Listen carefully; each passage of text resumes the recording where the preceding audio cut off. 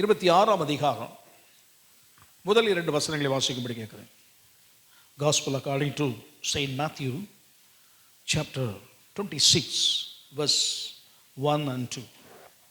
இந்த வசனங்களை எல்லாம் சொல்லி முடித்த பின்பு அவர் தம்முடைய சீஷரை நோக்கி, 2 நாளைக்கு பின்பு பஸ்கா பண்டிகை வரும் என்று அறிவீர்கள். அப்பொழுது மனுஷகுமாரன் சிலுவையில் அறையப்படுவதற்கு ஒப்பு கொடுக்கப்படுவார் என்றார். ஆண்டவருக்கு மகிமையுண்டாவதாக. நான் வாசித்த இந்த பகுதி நம்முடைய கவனத்தை திருப்ப வேண்டும் என்று விரும்புகிறேன். கர்த்தருக்கு மகிமையுண்டாவதாக. இயேசு கிறிஸ்து தம்முடைய வருகை குறித்து 24, 25 ஆகிய 2 பகுதிகளில் 2 அதிகாரங்களிலும் வருகை குறித்து அவர் தெரிவிக்கிறார். அந்த வருகை குறித்து தெரிவிக்கும் போது 2 பகுதியும் தெரிவிக்கிறார். ஒன்று ரகசிய வருகை, இன்னொன்று என்ன வருகை? பகிரங்க வருகை. இந்த உலக அளவில் ரகசிய வருகையின் மீது உள்ள நம்பிக்கை நிறைவேறுகிறது போய்விட்டது. சிலர் நம்புவதில்லை, இருக்கட்டும். நம்மளாலும் நம்பாட்டாலும் ஒரு நாள் வரும்போது என்ன செய்யும் நமக்கு தெரியும். கர்த்தருக்கு மகிமையுண்டாவதாக. லட்டு இனிப்பாக இருக்கிறது என்று சொல்லுவோம், அதெல்லாம் கிடையாது, அதெல்லாம் இல்லைன்னு சொல்லுவாங்க. என்றைக்காவது ஒரு நாள் கடையில் யாரோ ஒருவர் கொடுக்குற லட்டை வாங்கி சாப்பிட்ட உடனே, ஓ அன்றைக்கு சொன்னாங்களே இனிப்பாக இருக்குன்னு, இப்போ தான் புரியுது இனிப்புன்னு. இப்போ தான் இருந்துட்டு ஒன்று நினைப்பாங்க, இவ்வளோ நாள் இந்த இனிப்பு நம்ம விட்டுட்டோமே அப்படின்னு நினைப்பாங்க. அதே போல் இயேசு கிறிஸ்து வருகை ரகசிய வருகை இருக்குன்னு சொல்ல வரும். இல்லை என்று சொன்னவர்களுக்கு பரமேறி போன பிறகு ஐயையோ இருக்குன்னு சொன்னது இப்போ தான் தெரியுது இருக்குது என்று. இனி ஒரு வருகைக்காவது என்ன செய்ய வேண்டும் என்பதை நாம் ஆராய்ந்து பார்ப்போம் என்று சொல்லி போக ஆரம்பித்து விடுவார். ஆனால் ஆண்டவர் வருகை குறித்து அவர் பிரசங்கித்தார். அந்த பகுதியெல்லாம் வாசிக்கும் போது கலப்பாய் தெரியும், முன்பின் அப்படி தெரியும். ரகசிய வருகை காரியம் சொல்லி வருவார், பகிரங்க வருகை அப்படி சேர்ந்து இணைந்து மாறி மாறி வரும். ஆனால் நாம் எடுத்துக்கொள்ள வேண்டியது ரகசிய வருகைக்கு உரியது, பகிரங்க வருகைக்கு உரியது என்று சொல்லி எடுத்துக்கொள்ள வேண்டும். அவர் வருகை குறித்து பிரசங்கம் பண்ணார். பிரசங்கம் பண்ணி முடித்த உடனே கர்த்தருக்கு பயமுண்டாவதாக அவர் சொன்னார், சிலுவை குறித்து அங்கே பிரசங்க ஆரம்பம் பண்ணிட்டார். அந்த வார்த்தையெல்லாம் சொல்லி முடித்த பிறகு சொல்கிறாரு, 2 நாளைக்கு பின்பு பஸ்கா பண்டிகை என்ன செய்கிறது? வருகிறது. அது உங்களுக்கு எல்லாம் தெரியும். ஆகவே மனுஷகுமாரன் சிலுவையில் என்ன செய்யப்படுவார்? அறையப்படுவதற்கு ஒப்பு கொடுக்கப்படுவார் என்றார்கள். கர்த்தருக்கு பயமுண்டாவதாக. அதில் ரொம்ப கவனமாய் ஆண்டவர் பிரசங்கம் பண்ணியிருக்கார். வருகை குறித்து பிரசங்கித்த ஆண்டவர் அவர் பஸ்காவை குறித்து அங்கே சொல்லுவதாய் காண்கிறோம். சிலுவையில் மரிக்கப் போவதை குறித்து அவர் அங்கே பிரசங்கிக்கிறார். கர்த்தருக்கு மகிமையுண்டாவதாக. இன்னொரு வைத்து சொல்லும் என்று சொன்னால், இஸ்ரவேல் ஜனங்கள், இந்த யூதா ஜனங்களுக்கு பஸ்கா பண்டிகைன்னு சொன்னால் கட்டாயம் என்ன செய்யும்? கட்டாயம் நல்லாவே தெரியும். ஏன்னு சொன்னால், இஸ்ரவேல் ஜனங்களுடைய வாழ்க்கையில் எடுத்துக்கொள்வோம் சரி, யூதர்களுடைய வாழ்க்கையை எடுத்துக்கொண்டாங்க. பிறகு யூதர்களாக இருந்தார்கள். அப்போ இஸ்ரவேல் மொத்தமாக சொல்லிடுறேன். இஸ்ரவேல் ஜனங்களுடைய வாழ்க்கையில் பண்டிகைகள் 7 பண்டிகை முக்கியமான பண்டிகை. ஒன்று பஸ்கா பண்டிகை. கர்த்தருக்கு பயமுண்டாவதாக. இதை எப்படி செய்யணும் அப்படின்னு சொல்லி ஆண்டவர் அதற்கு யாத்திராவும் புத்தகத்திலே ஆரம்பித்து எப்படி செய்ய வேண்டும் என்று சொல்லிக் கொடுத்தார். அதற்கு பிறகு தேவனுடைய ஜனங்கள் கானானை சுதந்திரித்த பிறகு சில பண்டிகைகளை அவர்களுக்கு என்ன செய்தார்? அவர்கள் கொடுத்தார். அதில் ஒன்று கூடார பண்டிகை. கர்த்தருக்கு மகிமையுண்டாவதாக. ரொம்ப முக்கியமான பண்டிகைகளே ஒன்று கூடார பண்டிகை. இன்னொன்று பெந்தேகோஸ்தே பண்டிகை. இந்த 3 பண்டிகை ரொம்ப முக்கியம். இந்த 3 பண்டிகைகளும் உலக அளவில் இருக்கக்கூடியதான யூதர்கள், இஸ்ரவேல் ஜனங்கள் யார் இருந்தாலும் இந்த பண்டிகைக்கு எருசலேமுக்கு வந்துடுவாங்க. ஆகவே தான் நாம் வாசிக்கிறோம், எருசலேமுக்கு பெந்தேகோஸ்தே நாளில் சொல்லும்போது அநேக ஜனங்கள் அங்கே வந்திருந்தாங்க. பஸ்கா பண்டிகைக்கும் ஏராளமான பேர் வந்தார்கள். ஒரு பண்டிகை வராவிட்டால் இந்த ஒரு பண்டிகை கட்டாயம் நிச்சயவாங்க வந்துடுவாங்க. இந்த பண்டிகைகளுக்கு கட்டாயம் வர வேண்டும் என்றதான ஒரு நியமனத்தை அவர்கள் வைத்திருந்தார். கர்த்தருக்கு மகிமையுண்டாவதாக. ஒவ்வொரு பண்டிகை ஒவ்வொரு விதங்களிலே கிறிஸ்துவின் மகிமை குறித்து என்ன செய்கிறது? தேவனுடைய நடத்துதல், தேவனுடைய காரியத்தை குறித்து வெளிப்படுத்துறது. ஏதோ பண்டிகை கொண்டாடணும், ட்ரெஸ் எடுத்தோம் போனோம், சாப்பிட்டோம் போனோம், அப்படிலாம் இல்லை. அதில் தேவனை குறித்து என்ன செய்ய வேண்டும்? அவர்களுக்கு போதிக்கப்பட வேண்டும். கூடார பண்டிகை எடுத்துக்கொள்வோமே. கூடார பண்டிகை எடுத்துக்கொள்ளணும்னு சொன்னால் ஆண்டு சொன்னார், கூடார பண்டிகை வீட்டில் வச்சு செய்யக்கூடாது. நீங்கள் எல்லாம் எங்கே போயிடணும்? வனாந்தரத்துக்கு போயிட வேண்டும். வனாந்தரத்துக்கு போய் அங்கே கிளைகள், எல்லா மரங்களில் கிளைகள் எல்லாம் வெட்டி அல்லது கிளைகளோடு இணைத்து சில கோப்புகள் எல்லாம் இணைத்து வச்சு ஒரு கூடார மாதிரி அமைத்து அங்கே என்ன செய்யணும்? அங்கே ஒரு 7 நாள் பண்டிகையை ஆசரிக்க வேண்டும். அப்போ வீட்டில் இருக்கிற ஆள் பொட்டி படுக்கையெல்லாம் தூக்கிட்டு எங்கே போகணும்? வனாந்தரத்துக்கு போகணும். அந்த அந்த காட்டு பகுதிக்கு போகணும். அவங்க எடுத்துகிட்டு போக வேண்டிய கேஸ் ஸ்டவ். இப்போ தான் நமக்கு கேஸ் ஸ்டவ். அன்றைக்கி என்ன ஸ்டவ் தான் இருக்கும்? என்ன இதாக இருக்கும்? மர அடுப்பு தான் இருக்கும். மர அடுப்புனா மீன்ஸ் மரத்தை வச்சு இருக்குது, விறகு அடுப்பு. கர்த்தருக்கு பயப்படாததாக அதெல்லாம் தூக்கிட்டு போகணும். விறகு வேணால் அங்கே எடுத்துக்கலாம். ஆனால் அதற்குரிய எல்லாவற்றையும் கொண்டு போக வேண்டும். சாப்பாட்டுக்குரிய காரியத்தையும் கொண்டு போக வேண்டும். எதற்கு ஆண்டவர் அதை செய்ய சொன்னார்னா, எல்லா ஜனங்களும் அங்கே வந்துடுவாங்க. இஸ்ரவேலில் இருக்கக்கூடிய கடைகளெல்லாம் என்ன செய்யப்படும்? ஒரு வாரத்துக்கு லீவு அடைக்கப்பட்டோம். எல்லாம் செய்துட்டு இருக்கும்போதே இவ்வளவு கடையில் போய் ஜாமான்கள் வாங்கி எல்லாம் செய்தாலுமே உப்பு வாங்க மறந்துட்டோம். அங்கே ஐயா மாட்ட வந்து சொல்லுவாங்க, இவ்வளோ போட்டோம் உப்பு வாங்க மறட்டோம், கசகசா வாங்க மறந்துட்டோம். அப்படி முக்கியமான பொருட்கள்லாம் நினைச்சுவாங்க.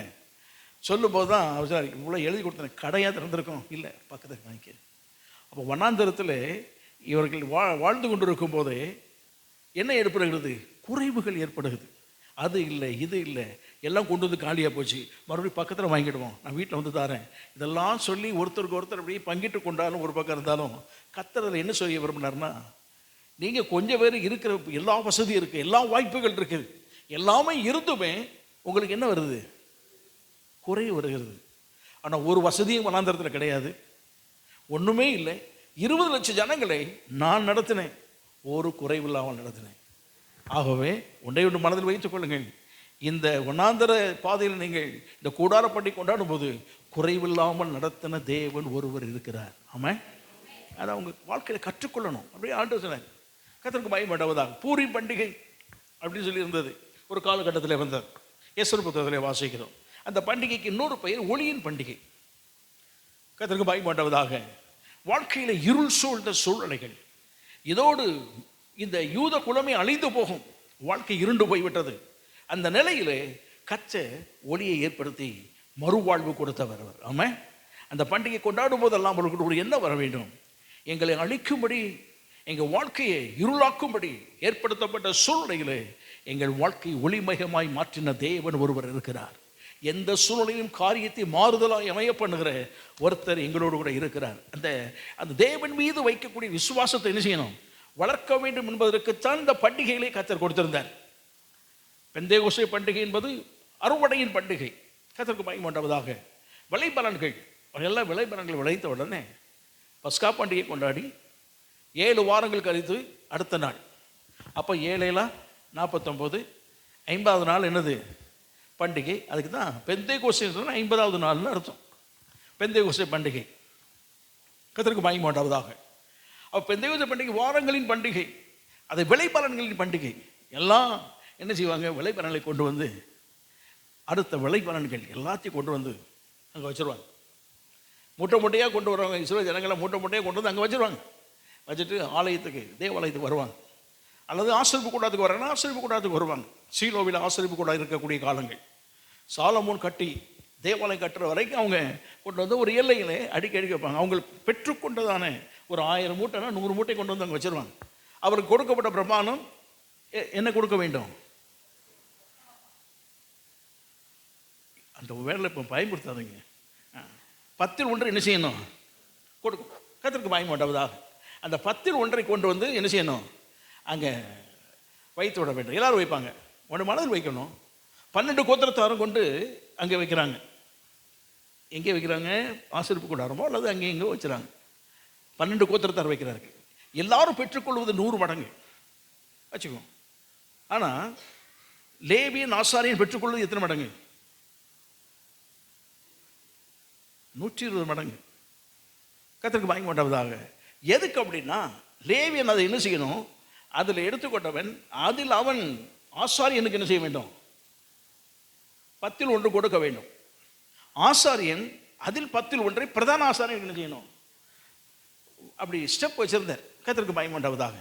ஆகவே தான் ஆண்டவர் இதெல்லாம், இது வாரங்களின் பண்டிகை. அறுவடை செய்த அவர்கள் பெற்றுக்கொண்ட கோதுமை, அவர் பெற்றுக்கொண்ட அந்த அறுவடை செய்ததான கோதுமை, வேற எல்லாம் எதெல்லாம் வச்சுருந்தாங்களோ கைகளில் ஒரு சின்ன இதைப்படுத்து ஆராதிக்க வரும்போது எல்லாம் ஒட்டுமொத்தமாக கர்த்தரை துதிக்கும் போது கைகளில் பெற்றுக்கொண்ட விளைபலன்களின் அந்த கதிர்கட்டுகளை பிடித்து கொண்டு கர்த்தரை மனதார துதிப்பார்கள். நான் இவ்வளவு போஷிக்கிற தேவன் எங்கள் விளை பலனை ஆசுவைத்தீரையா, உமக்கு நன்றி.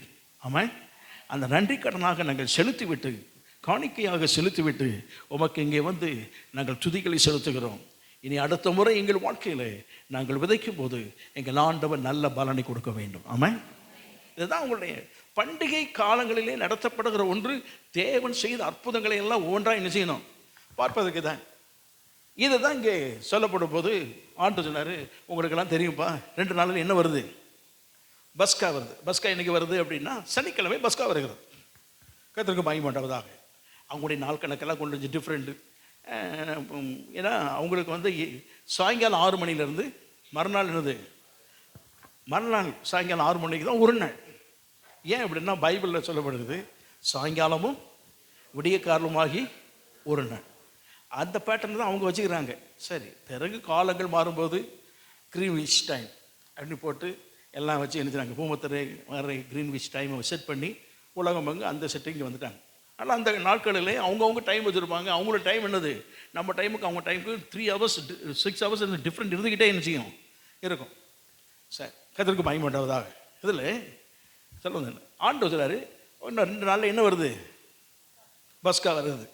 அதுக்கு முந்தின நாளில் சிலுவையிலே அடிக்கப்படுவதற்கு மனுஷகுமார் நிச்சயப்படுவார், ஒப்பு கொடுக்கப்படுவார் என்று சொல்லி ஆண்டு சொன்னார். அப்போ பஸ்கா வருதுன்னு முன்னால் இயேசு கிறிஸ்து முந்தின நாள் அப்படின்னு சொன்னால் அவர் வியாழக்கிழமை இரவு என்ன செய்தார், நல்ல ஒரு விருந்து கொடுத்தார். சொன்னதும் புதன்கிழமை. கர்த்தருக்கு மகிமை உண்டாவதா. ஆக எல்லாம் செய்து முடிச்சு பஸ்கா வருகிறது, ஆயத்தமாயிருங்கள். அப்போது எல்லா ஜனங்களும் பஸ்காவை கொண்டாட வேண்டும் என்பது யூதர்கள் இஸ்ரவேல் ஜனங்கள் மத்தியிலே ரொம்ப கட்டாயமான ஒன்றையே தேவன் அதை ஒரு நியமனமாக கொடுத்துட்டார். வாழ்க்கையில் ஒவ்வொரு ஆண்டும் ஆபிப் மாதம் 14ஆம் தேதி பஸ்கா என்ன செய்யப்பட வேண்டும், அது வருஷத்தின் தொடக்க நாள் என்று சொல்லி அவர்களுக்கு பிரமாணங்களை கொடுத்தார். ஏறக்குறைய அதெல்லாம் செட் பண்ணி பார்த்தா நமக்கும் என்ன செய்யும், அப்படிதான் வரும். ஏப்ரல் மாதம் வரும், நமக்கு ஆபிப் மாதம் என்று சொல்லி சித்திரை மாதம் நம்ம வச்சுருக்கோம் இல்லையா, நம்ம வச்சுருக்கிறேன். சரி, ஒரு காலகட்டத்தில் கொடுத்தது, பிரச்சனைகள் அங்கே இருக்கும், அதெல்லாம் விட்டுருங்க. கொஞ்சம் காலம் சித்திரை மாதம் தான் செய்தோம், வைத்திருந்தோம். அந்த நாளுக்கும் ஆபிப் மாதத்துக்கும் ஏறக்குறைய எப்படி இருக்கும், ஒன்றா வந்துடும். கர்த்தருக்கு மகிமை உண்டாவதாக. ஏன்னா ஆளுகை செய்தது நம்ம தானே அன்னைக்கு. கர்த்தருக்கு மகிமை உண்டாவதாக. அது இருக்கட்டும் ஒரு பக்கம். ஆக எல்லா மக்களுக்கும், இஸ்ரவேல் ஜனங்கள் எல்லாருக்கும் தெரியும் பஸ்கா கொண்டாடப்பட வேண்டும். ஆண்டவரை அதை கொண்டாடுவதற்கு எல்லா ஏற்பாடும் செய்தார். இந்த காலை ஆண்ட சமூகத்தில் வந்திருக்கிறோம். இந்த பஸ்காவை குறித்து வேதத்தில் சொல்லப்பட்டிருக்கிறது. வேதத்தில் அவர்கள் வருஷந்தோறும் பஸ்கா கொண்டாடினாலும் 6 முறை பஸ்கா கொண்டாடப்பட்டது என்று பதிவு செய்யப்பட்டிருக்கிறது. ஆமாம், இதுதான் இருக்கீங்களா, பஸ்கா இருக்குன்னு சொல்லிட்டு போயிருக்கோம். ஆனால் கொண்டாடப்பட்டதை வேதத்தில் சொல்லும் போது 6 முறை என்ன செய்யப்பட்டிருக்கிறது, பஸ்காவை கொண்டாடி இருக்கிறார்கள். கர்த்தருக்கு மகிமை உண்டாவதாக. அப்போ தேவன் கடைசியில் அவர் பஸ்கா ஒரு நாளிலே 8 ஆரம்பித்தது. ஆனால் கிறிஸ்துவின் வாழ்க்கையோடு, நம்மை பொறுத்தப்பட்டு கிறிஸ்துவின் வாழ்க்கையோடு இந்த பஸ்கா என்ன செய்யிட்டு முடிந்து போனது. கர்த்தருக்கு மகிமை உண்டாவதாக. இனி பஸ்கா நாம் கொண்டாடும் போது கிறிஸ்துவை முன்வைத்து தான் கொண்டாட போகிறோமே தவிர வேறு எதையும் வைத்து என்ன செய்வதில்லை, கொண்டாடுவதில்லை. இதற்கு முன்பு கொண்டாடப்பட்ட 5 பஸ்காக்களும் ஆட்டுக்குட்டி அடித்து அந்த இரத்தத்தை எடுத்து அவர்கள் பஸ்காவை கொண்டாடினார்கள். ஆனால் கடைசியில் இயேசு கிறிஸ்துவை பொறுத்தப்பட்டலே இயேசு கிறிஸ்து ரசம் சிந்தினார். அந்த சிலுவையின் மேன்மையை முன்வைத்து தான் இனி பஸ்காவெல்லாம் கொண்டாடப்பட வேண்டும். ஆமாம், அவர்கள் பஸ்காவை நினைவு கூற வேண்டும், நாம் கிறிஸ்துவின் மரணத்தை நினைவு கூற வேண்டும். அதுதான் நமக்கு பஸ்கா. ஆமாம், கர்த்தருக்கு மகிமை உண்டாவதா. எந்த குடும்பத்தில் பஸ்காவின் நினைவு, பஸ்காவின் தியானம், பஸ்காவை குறித்தான கொண்டாட்டம் இருக்கிறதோ அந்த குடும்பத்தில் தேவன் செய்யக்கூடிய ஆசீர்வாதங்கள் இந்த வேதத்தில் சொல்லப்பட்டிருக்கிறது. ஆமாம், சரி, கர்த்தருக்கு மகிமை உண்டாவதாக. வர பஸ்கானா என்னன்னு தெரியும் நமக்கு. பஸ்கா என்று அந்த மொழிபெயர்ப்பு பஸ்கான்னு சொல்லிட்டாங்க. சரியாக நமக்கு மொழிபெயர்ப்பு செய்தால் என்ன செய்யணும், கடந்து போகுதல் என்ன செய்ய இருக்கணும். இங்கிலீஷில் அப்படி தான் போடுறது, பாஸ் ஓவர். இங்கிலீஷில் எழுதிட்டாங்க பாஸ் ஓவர்னா கடந்து போகிறேன். யார் கடந்து போனா அப்படின்னா சங்கார தூதன் நிசிதான் கடந்து போகிறான். கடைசி வாதை. அப்போ இஸ்ரவேல் ஜனங்களை விடுவிக்க வேண்டும், எகிப்திலிருந்து விடுவிக்க வேண்டும் என்று சொல்லி மோசே அனுப்பின ஆண்டவர் பார்வோனிடத்திலே பலவிதமான வாதைகளை ஏற்படுத்தி அவனுக்கு தான் தேவன் என்பதை நிரூபித்து காட்டினார். அவன் ஆராதிக்கிற தேவர்களை விட இவர் யார் என்பதை என்ன செய்தார்? அவர் நிரூபித்து காண்பித்தார். அவர் தேவர்களுக்கெல்லாம் தேவனானவர் என்பதை அவர் சொல்லி காண்பித்தார். அப்படியே விடுவிப்பதா இல்லை. ஆண்டவர் சொன்னார், கடைசி வாதை ஒன்று, இவனே உங்களை துரத்திடுவான், இவனே உங்களை என்ன செய்வான்? துரத்திடுவான்னு சொன்னார். எல்லாருக்கும் ரொம்ப சந்தோஷம். அப்போ ஆண்டவர் சொன்னார், சும்மா போக முடியாது, அந்த வாதை பயங்கரமான வாதையாக இருக்கும். தலைப்பிள்ளை சங்காரம். அதுக்கு வாதைக்கு என்ன பேர்? தலைப்பிள்ளை சங்காரம். அதில் அந்த நீங்கள் குடியிருக்கிற அந்த தெரு வச்சுருவோமே, இதான் 2 பக்கம் வீடு இருக்குது, அந்த குடியிருக்க இந்த பாதை வழியாக சங்காரம் தூதன் என்ன செய்வான்? அவன் கடந்து போவான். ஒவ்வொரு வீட்டையும் கடந்து போகும்போது ஒவ்வொரு வீட்டிலும் இருக்கக்கூடியதான தலைப்பிள்ளைகள் என்ன செய்யும்? மரித்து போகும், சங்கரிக்கப்படும் என்று சொன்னார். சரி, இன்னொரு பக்கம் வரும். அந்த சங்கரிக்கப்பட்டது என்று சொன்னால் ஒவ்வொரு வீட்டிலும் ஒரு பிள்ளை தான் சங்கரிக்கப்பட்டு நினைக்கிறீங்களா? நீங்கள் கொஞ்சம் யோசிக்க முடியுங்க. இங்கே வாங்க. ஆமாம், எல்லாம் இங்கே தான் இருக்கீங்களா? ஒரு வீட்டில் ஒரு பிள்ளை தான் சங்கரிக்கப்பட்டு நினைக்கிறீங்களா?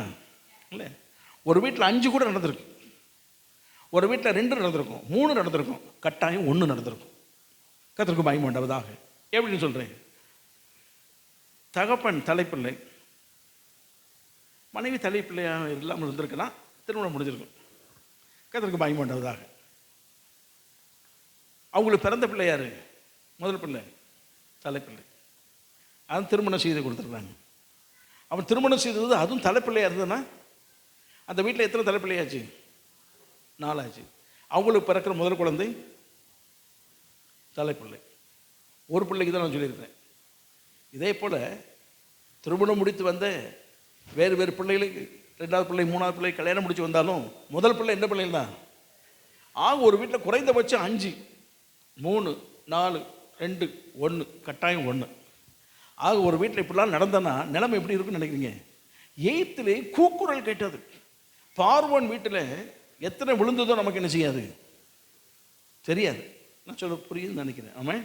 அப்போ ஒரு எல்லையில் ஒரு பிள்ளை, ஒரு தெருவில் ஒரு பிள்ளை இறந்துட்டுன்னு சொன்னாலே அச்சோ நல்லா தானே இருந்தது, எல்லாரும் தெருவே வருத்தப்படுது. தெருவிலே எல்லா வீட்லையும் என்னது 3, 4, 2, 1 அப்படி போச்சுன்னா அந்த கூக்குரல் தேசபங்க என்ன செய்யுது கேட்டது. இதுக்கு முன்னால் ஆண்டவர் சொன்னார், எப்போ அதுக்கு முன்னால் நான் செய்ய வேண்டியது செய்யுது. இந்த பஸ்காவை என்ன செய்யணும்? கொண்டாட வேண்டும். அவன் கடந்து போகும்போது உன் வீட்டில் என்ன இருக்கணும்? ரத்தம் இருக்கணும். பஸ்காவின் ஆட்டுக்குட்டின் ரத்தம் என்ன செய்யணும்? இருக்கணும். அதுக்கு முன்னால் நீ செய்ய வேண்டிய வேலை, பக்கத்து வீட்டில் எல்லாம் போய் எதெல்லாம் கேட்கணும்? பொன்னுடைமைகள்.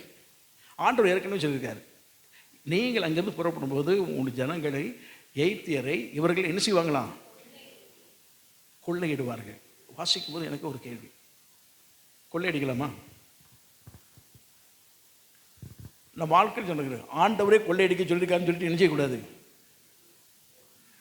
வேடம் அப்படித்தான் இருக்குது. கொள்ளையாடுவீர்கள் என்ன அர்த்தம் அப்படின்னா, யோசேப்பின் காலத்திலே இஸ்ரவேல் ஜனங்கள் நல்ல ஹை பொசிஷனில் இருந்தாங்க. காலங்கள் செல்ல செல்ல இவங்களுடைய அமைப்பு, இவங்களுடைய சொத்து பயங்கரமாக இருந்தது.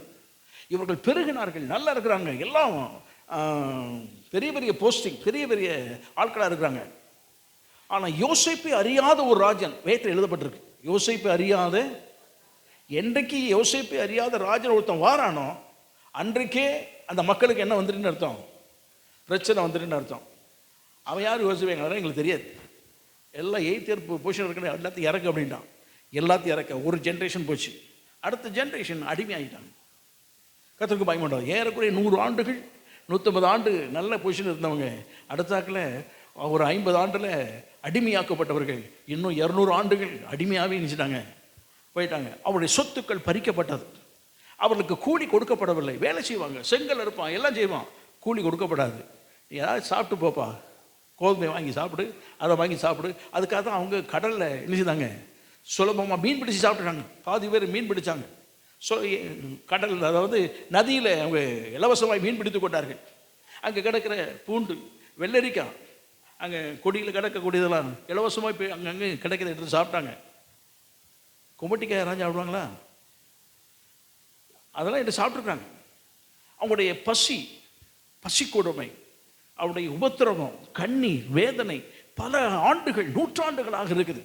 கர்த்தருக்கு பயமாட்டாவதாக. அப்போ இவங்களுடைய வேலை செய்த வேலை பொருளாதாரம் கொடுக்கப்படவில்லை. அவங்க அப்பா சொல்லிட்டு போகிறது, நமக்கு அந்த பக்கத்து வீட்டுக்காரன் நம்மளை வேலை வாங்கினோம்ப்பா, அந்த வீடு கட்டினதெல்லாம் நம்ம தான் கட்டினோம், அதுக்கு கூலியே இவ்வளோ கொடுக்கணும், தரல. அப்படியாமோ டேடி அப்படின்னு. இவன் போய் கூலி கட்டினது அதெல்லாம் தர முடியாது, உன்னால் முடிஞ்சது செய் போடா அப்படின்ட்டான். அரசாங்கத்தில் போய் சொல்ல முடியாது, அரசாங்கமே ஈத்தியருக்கு தான் உதவியாக இருக்குது. ஒடுக்கினார்கள். உங்களுக்கு கிடைக்க வேண்டிய வருமானங்கள் கிடைக்கல. எல்லாம் ஆண்டவர் வந்து சேர்த்து வச்சுக்கிட்டு இருந்தார். ஏன் அப்படின்னா ஒரு நாள் என்ன செய்வார், ஒட்டுமொத்தமாக பிடுங்கி எடுத்துருவார். ஒரு நாள் என்ன செய்வார், அப்போ எப்போ பிடுங்குவார்னா ஒரு ஒரு சிக்கலான உன்னை கொடுத்து தான் அதன் மீது அவன் வெறுப்பு வர வைத்து கொடுத்துறாரு. கடைசியில் தலைப்பிள்ளை சங்காரம் நடக்குது. ஐயோன்னு கத்துனான். இவங்கெல்லாம் வீட்டுக்கு போய் நின்னாங்க, விசாரிக்க போகலை. எங்களுக்குள்ள சொத்து, எங்களுக்குள்ள பொன்னகை, எங்களுடைய பொன் ஆபரணங்கள், எங்களுடைய இதெல்லாம் வேணும்னோடனே ஐயோ இது வீட்டில் இருந்தால் இன்னும் என்னென்ன நடக்க போதோ தெரியாது, அள்ளி கொடுத்துட்டான். அவன்கிட்ட இருக்கிற கணக்கு பார்க்காம அள்ளி கொடுத்தான். ஆக இவர்கள் புறப்படும் போது எப்படி புறப்பட்டாங்களா, பொன்னும் வெள்ளியோடும் தேவன் சொன்னது போல் நினைத்தாங்க. இப்படி தான் அவர்கள் கொள்ளையிட்டார்கள். தங்களுக்கு உரியதை வைத்திருந்தவனை அவர்கள் மீண்டும் பெற்றுக்கொண்டார்களே தவிர அவன்கிட்ட திருடவே இல்லை. அவங்ககிட்ட என்ன செய்யணும், ஏன்னா பிறர் பொருளை இச்சையாது இருப்பாயாக, பிறர் பொருளுக்கு திருட்டுத்தனம் பண்ணாது இருப்பாயா என்று கட்டளை கொடுத்தவர் இதை என்ன செய்ய மாட்டார், ஒரு நாளும் அவர் செய்யவே மாட்டார். இவனுக்குரிய உரிமையை கர்த்தர் கொடுக்கும்படியான கிரியை செய்தார். அவ்வளவு பொண்ணு வெள்ளி வயிறம் வச்சிருந்தவெல்லாம் அள்ளி கொடுத்துட்டான். போங்கப்பா, நீங்கள் இடத்த விட காலி பண்ணியிருக்கேன், இனி என்னெல்லாம் தேசம் நடக்க போதோ தெரியல. இவர்கள் புறப்பட்டார்கள், சந்தோஷமாய் புறப்பட்டார்கள். ஆனால் புறப்படும் முன்னு அவர்கள் செய்ய வேண்டியதை ஆண்டு சொன்னார். என்ன செய்யணும், ஒரு ஆட்டுக்குட்டியை என்ன செய்ய வேண்டும், தெரிந்து கொள்ள வேண்டும். அதை அன்னையோடு காலி பண்ணிடணும். ஒரு வேளை ஒரு ஆடு உங்களால் சாப்பிட முடியலையா, பக்கத்து வீடு 2 வீடு என்ன செய்யுங்க, சேர்த்துக்கிடுங்க. மீதி எல்லாம் சுட்டரிக்கப்பட வேண்டும். நீங்கள் புறப்படும் போது இங்கே உள்ள மட்டன் அது இதுன்னு எதுவும் என்ன செய்யக்கூடாது, வலிக்கு தேவையாக இருக்குன்னு எடுத்துகிட்டு போகக்கூடாது. ஒன்றும் எய்த்துள்ள ஒன்றும் என்ன செய்யக்கூடாது, மாம்சம் வெளியே வரக்கூடாது அப்படின்னு சொல்லி ஆண்டவர் கட்டளை கொடுத்துட்டார். சரி, கர்த்தருக்கு மகிமை உண்டாவதாக. ஆண்டவர் அங்கே எல்லாம் எப்படி செய்யணும் அப்படின்னு சொல்லும்போது அவர் சொன்னார், பஸ்கா ஆட்டுக்குட்டி அடிச்சியா, புளிப்பில்லாத அப்பப்பம் செய்துக்க. முதல்ல நீ என்ன செய்யணும், பாதரட்சி தொடுத்து கொள்ள வேண்டும். எதை தொடுத்துக்கணுமா, பாதரட்சி. இடுப்பில் கச்சை, ட்ரெஸ் போட்டு கச்சை என்ன செய்ய வேண்டும், கட்டி கொள்ள வேண்டும். கையில் எதை பிடிச்சிருக்கணும், உட்கார்ந்தனா டேபிளில் அப்படின்னா உட்கார்ந்து சாப்பிட்றதில்ல. எப்படி சாப்பிடணும், துரிதமாக என்ன செய்யணும். ஏன் அப்படின்னா ஒரு சத்தம் கேட்கும், புறப்படுன்னு சத்தம் கேட்கும். மோசே எக்காலத்தை ஊத சொல்லிடுவான். எக்காலத்தை ஊதிட்டாங்கன்னா டக்க டக்க டக்குன்னு சொல்லி என்ன செய்யணும், வேகமாக போகணும். அப்போ வேதத்தில் சொல்லப்படுது, பஸ்கா கொண்டாடும் போது எப்படி இருக்கணும் அப்படின்னா கிறிஸ்துவின் வருகை அங்கே அப்படி லேசாக அப்படி காமிச்சிட்டு போயிடுறாரு. கத்திரிக்கோ சிலுவை இதை குறித்து சொல்கிறேன், பேர சொல்கிறேன். கிறிஸ்துவின் வருகையை குறித்து காமிச்சிருக்காரு. என்ன அப்படின்னா ஒரு சத்தம், எக்கால சத்தம் கேட்கும்போது புறப்படணும். எப்படி புறப்படணும், பாதரட்சை. அதுக்கு பேர் சொல்றது ஆயத்தம் என்னும் பாதரட்சை. கச்சை கொள்ளும்போது சத்தியம் என்னும் கச்சை. சத்தியம் என்ன செய்யுது, கச்சையை கட்டி கொள்ள வேண்டும். துரிதமாக நீங்கள் வேலையை இங்கே செய்யுங்க. கையில் ஒரு கோல் என்ன செய்ய வேண்டும், பிடிச்சு கொள்ள வேண்டும். எல்லாம் ரெடியாக இருக்கிறாங்க. புறப்படும் சொன்ன உடனே பெட்டியை தூக்கிட்டு அவங்க எல்லாம் வெளியே புறப்பட்டாங்க. எக்கால சத்தம் கேட்ட உடனே ஒருத்தர் வீட்டில் இல்லை, எல்லாம் எங்கே போயிட்டாங்க, வெளியே போயிட்டாங்க. ஒருவேளை இயேசு கிறிஸ்து வருகை நாட்களில் இந்த சத்தியத்தின்படி நடந்து ஆயத்தமாக இருக்கிற ஜனங்கள் எப்போதும் வெளியே போவதற்கு ஆயத்தமாக, அவரோடு போவதற்கு ஆயத்தமாக நிலை இருந்தால் எக்கால சத்தம் காதில் கேட்கும், பெட்டியை கட்டிட்டு போயிடுவோம். ஆமாம், சரி, எய்த்து வேண்டான்னு போயிடுவாங்க. அது ஒரு பக்கம் இருக்கட்டும். அப்போ ஆண்டவர் சொன்னார், இந்த சங்கார தூதன் கடந்து வரும்போது எந்தெந்த வீடுகளில் எல்லாம் இரத்தத்தை காண்கிறானோ விலகி போய்விடுவேன். அப்போ சங்கார தூதனாலே அந்த இரத்தத்தை மீறி என்ன செய்ய முடியாது, இந்த ஜனங்களை சங்கரிக்க முடியாது. ஒருவேளை இவங்களுடைய பேச்சை கேட்டு நம்பி அந்நிய ஜனத்தில் சிலர் என்ன செய்தாங்க, அந்த இரத்தத்தை என்ன செய்தாங்க, பூசிக்கொண்டார்கள். அந்நிய ஜனமும் சிலர் பூசிக்கொண்டாருங்க. ஏன் அப்படின்னா இஸ்ரவேல் ஜனங்களோடு புறப்பட்டு வந்தபோது அந்நிய ஜனங்கள் நிறைய பேர் அங்கே அவங்க கூட என்ன செய்தாங்க, இருந்தார்கள். வேதத்தில் வாசிக்கிறோம். அவங்க கேட்குறாங்க, எதுக்கு பூசுறீங்க, இப்படி சங்காரத்துதான் வர்றான், அவன் வீட்டில் அப்படியா, ஒருவேளை இவ்வளோ அற்புதம் நடத்துகிற ஆண்டவர் செய்தாலும் செய்து வரப்பா, எங்களுக்கு கொஞ்சம் ரத்தம் கொடுங்க அப்படின்னு கேட்டு எவெல்லாம் வாங்கி வீட்டில் பூசியிருந்தானோ அவெல்லாம் தப்பிச்சிட்டான். ஆனால் பூசாத வீடுகள் எல்லாத்துலையும் என்ன உண்டாயிட்டு, அப்போ இயேசுவின் ரத்தத்தினாலே கழுவப்படாமல், இயேசுவின் ரத்தத்தினாலே மூடப்படாமல், இயேசுவின் ரத்தத்தினால் காக்கப்படாமல் இருக்கிற எந்த மனுஷனாக இருந்தாலும் சரி, ஒரு நாள் அழிவு என்றுதான் ஒன்று இருக்கிறது. ஆமாம், அதில் தப்பு வைக்க முடியாது. சங்கார தூதன் கரத்திலிருந்து தப்பு வைக்கப்படவே முடியாது. ஆமாம், ஆகவே ஆண்டவர் அதை காண்பிக்கிறார். இந்த இந்த எல்லைக்குள் வர வேண்டும், சுகமாய் இருக்க வேண்டும், சுகமாய் நாம் புறப்பட்டு கானானை நோக்கி போக வேண்டும் என்று சொன்னால் பஸ்காவின் ஆட்டுக்குட்டியின் ரத்தம் கட்டாயம் நம்முடைய வாழ்க்கையில் தேவை. ஆமாம். ஒருவேளை அந்த சிலுவையிலே மரித்த தேவகுமாரனுடைய இரத்தத்தினாலே நாம் கழுவப்படாது இருப்போம் என்று சொன்னால் நித்திய அழிவு ஒன்று இருக்கிறது. அந்த அழிவிலிருந்து தப்பு வைக்கப்பட முடியாது. கழுவப்படுற ஒவ்வொருவரையும் அந்த ஆக்கிலிருந்து தப்பு வைத்து சுகமான ராஜ்யத்திற்குள் தேவன் கொண்டு போக வல்லவர். ஆமாம். அதை வைத்து சொல்லப்படுது. அப்போ எங்கே பூசணுமா? நிலைக்கால் பூசணும். இந்த படத்தை போடுமா? அந்த நிலைக்காலில் என்ன செய்ய வேண்டும்? பூச வேண்டும். கர்த்தருக்கு மகிமை உண்டாகும். நிலைக்கால்னா இந்த இந்த இதுக்கு வந்து நிலைக்கால், இந்த கதவுக்கு இது நிலைக்கால். கர்த்தருக்கு மகிமை உண்டாவதாக. அப்போ ரத்தத்தை எடுத்துக்கொண்டவன் அவன் என்ன செய்வான்? ஆட்டுக்குட்டி நிலைக்கால் மேலே என்ன செய்வான்? அங்கே பூசுவான் மேலே. இங்கே மனதில் அவரை கொண்டு வர வேண்டும். கர்த்தருக்கு மகிமை உண்டாவதாக. ஒரு சிலுவையை நீங்கள் மனதில் கொண்டு வர வேண்டும். நிலைக்காலே பூசுகிறான். வேற எங்கே பூசுகிறான்? இங்கே சட்டத்தில் பூசுகிறான். இதெல்லாம் நிலைக்கால் தான். நமக்கு புரிந்து கொள்வதற்கு சட்டம் பட்டம்லாம் வச்சுருக்கிறோம். நிலைக்கால் இதுக்கு பேர் என்னது? நிலைக்கால். அப்படி கதவு பூட்டப்படுவதற்கு வைத்திருக்க நிலைக்கால். அடுத்த இங்கே பூசுகிறார். 1 2 3 இங்கே வடிகிற ரத்தம், இங்கே வடிகிற ரத்தம், இங்கே வடிகிற ரத்தம். இங்கேருந்து நேராக வருது, இங்கேருந்து இங்கே கிராஸ் ஆகுது. எப்படி ஆகிடுது? அப்போதே ஆண்டவர் கிறிஸ்துவின் பாடு மரணங்களை வெளிப்படுத்தி செய்கிறார். காட்டு இன்னொரு விதத்தை சொல்லணும்னு சொன்னால் சிலுவையை அன்றைக்கு கொண்டு வந்து விட்டார். ஆமாம். அன்றைக்கு இஸ்ரவேல் ஜனங்கள் பஸ்கா ஆட்டுக்குட்டியின் இரத்தத்தினாலே மீட்கப்பட்டார் என்று சொன்னால் சிலுவையினாலே தான் அவர்கள் மீட்கப்பட்டார்களே என்று வேறு ஒன்றினாலும் அல்ல. ஆமாம். இங்கே தான் இருக்கீங்களா? கர்த்தருக்கு மகிமை உண்டாவதாக. அது அந்த 3 நம்ம மனக்கண்ணிலே கொண்டு வர வேண்டும். கர்த்தருக்கு மகிமை உண்டாவதாக. அப்போ சிலுவையின் கீழ் அவர்கள் என்ன செய்யப்பட்டார்கள்? பாதுகாக்கப்பட்டார்கள். கர்த்தருக்கு மகிமை உண்டாவதாக. சரி, அவர்கள் பஸ்கா கொண்டாடினார்கள். அந்த சிலுவையின் கீழ் இருந்த அவர்கள் சங்கார தூதனிலிருந்து என்ன செய்யப்பட்டார்கள்? தப்பு வைக்கப்பட்டார்கள். இதை நாம் வாசிக்கிறோம். இதே போல் பஸ்கா 6 முறை கொண்டாடப்பட்டது. முதல் முறை இதை தான் என்ன செய்தார்கள்? அவர்கள் கொண்டாடப்பட்டது. முதல் முறை கொண்டாடப்பட்டது. இதனுடைய ஆசீர்வாதம் என்னன்னா விடுதலையை பெற்றுக்கொண்டார்கள். ஆமாம். கர்த்தருக்கு மகிமை உண்டாவதாக. அடிமைத்தனத்திலிருந்து விடுதலை, நவரை கஷ்டங்கள், கண்ணீர், வேதனை, பிரச்சனைகள், போராட்டங்கள், நிம்மதியற்ற சூழ்நிலைகள், தோல்விகள், மனக்லேசங்கள், வியாகுலங்கள், ஏன் வாழ்கிறோம் என்ற கேள்விக்குறி, இவை எல்லாமே மனுஷ வாழ்க்கையில் இருக்கிறது. இப்படிப்பட்ட சூழ்நிலை இருக்கிற அவர்களை பஸ்காவின் ஆட்டுக்குட்டியின் இரத்தம் அவர்களை விடுவித்தது. கர்த்தருக்கு மகிமை உண்டாவதாக.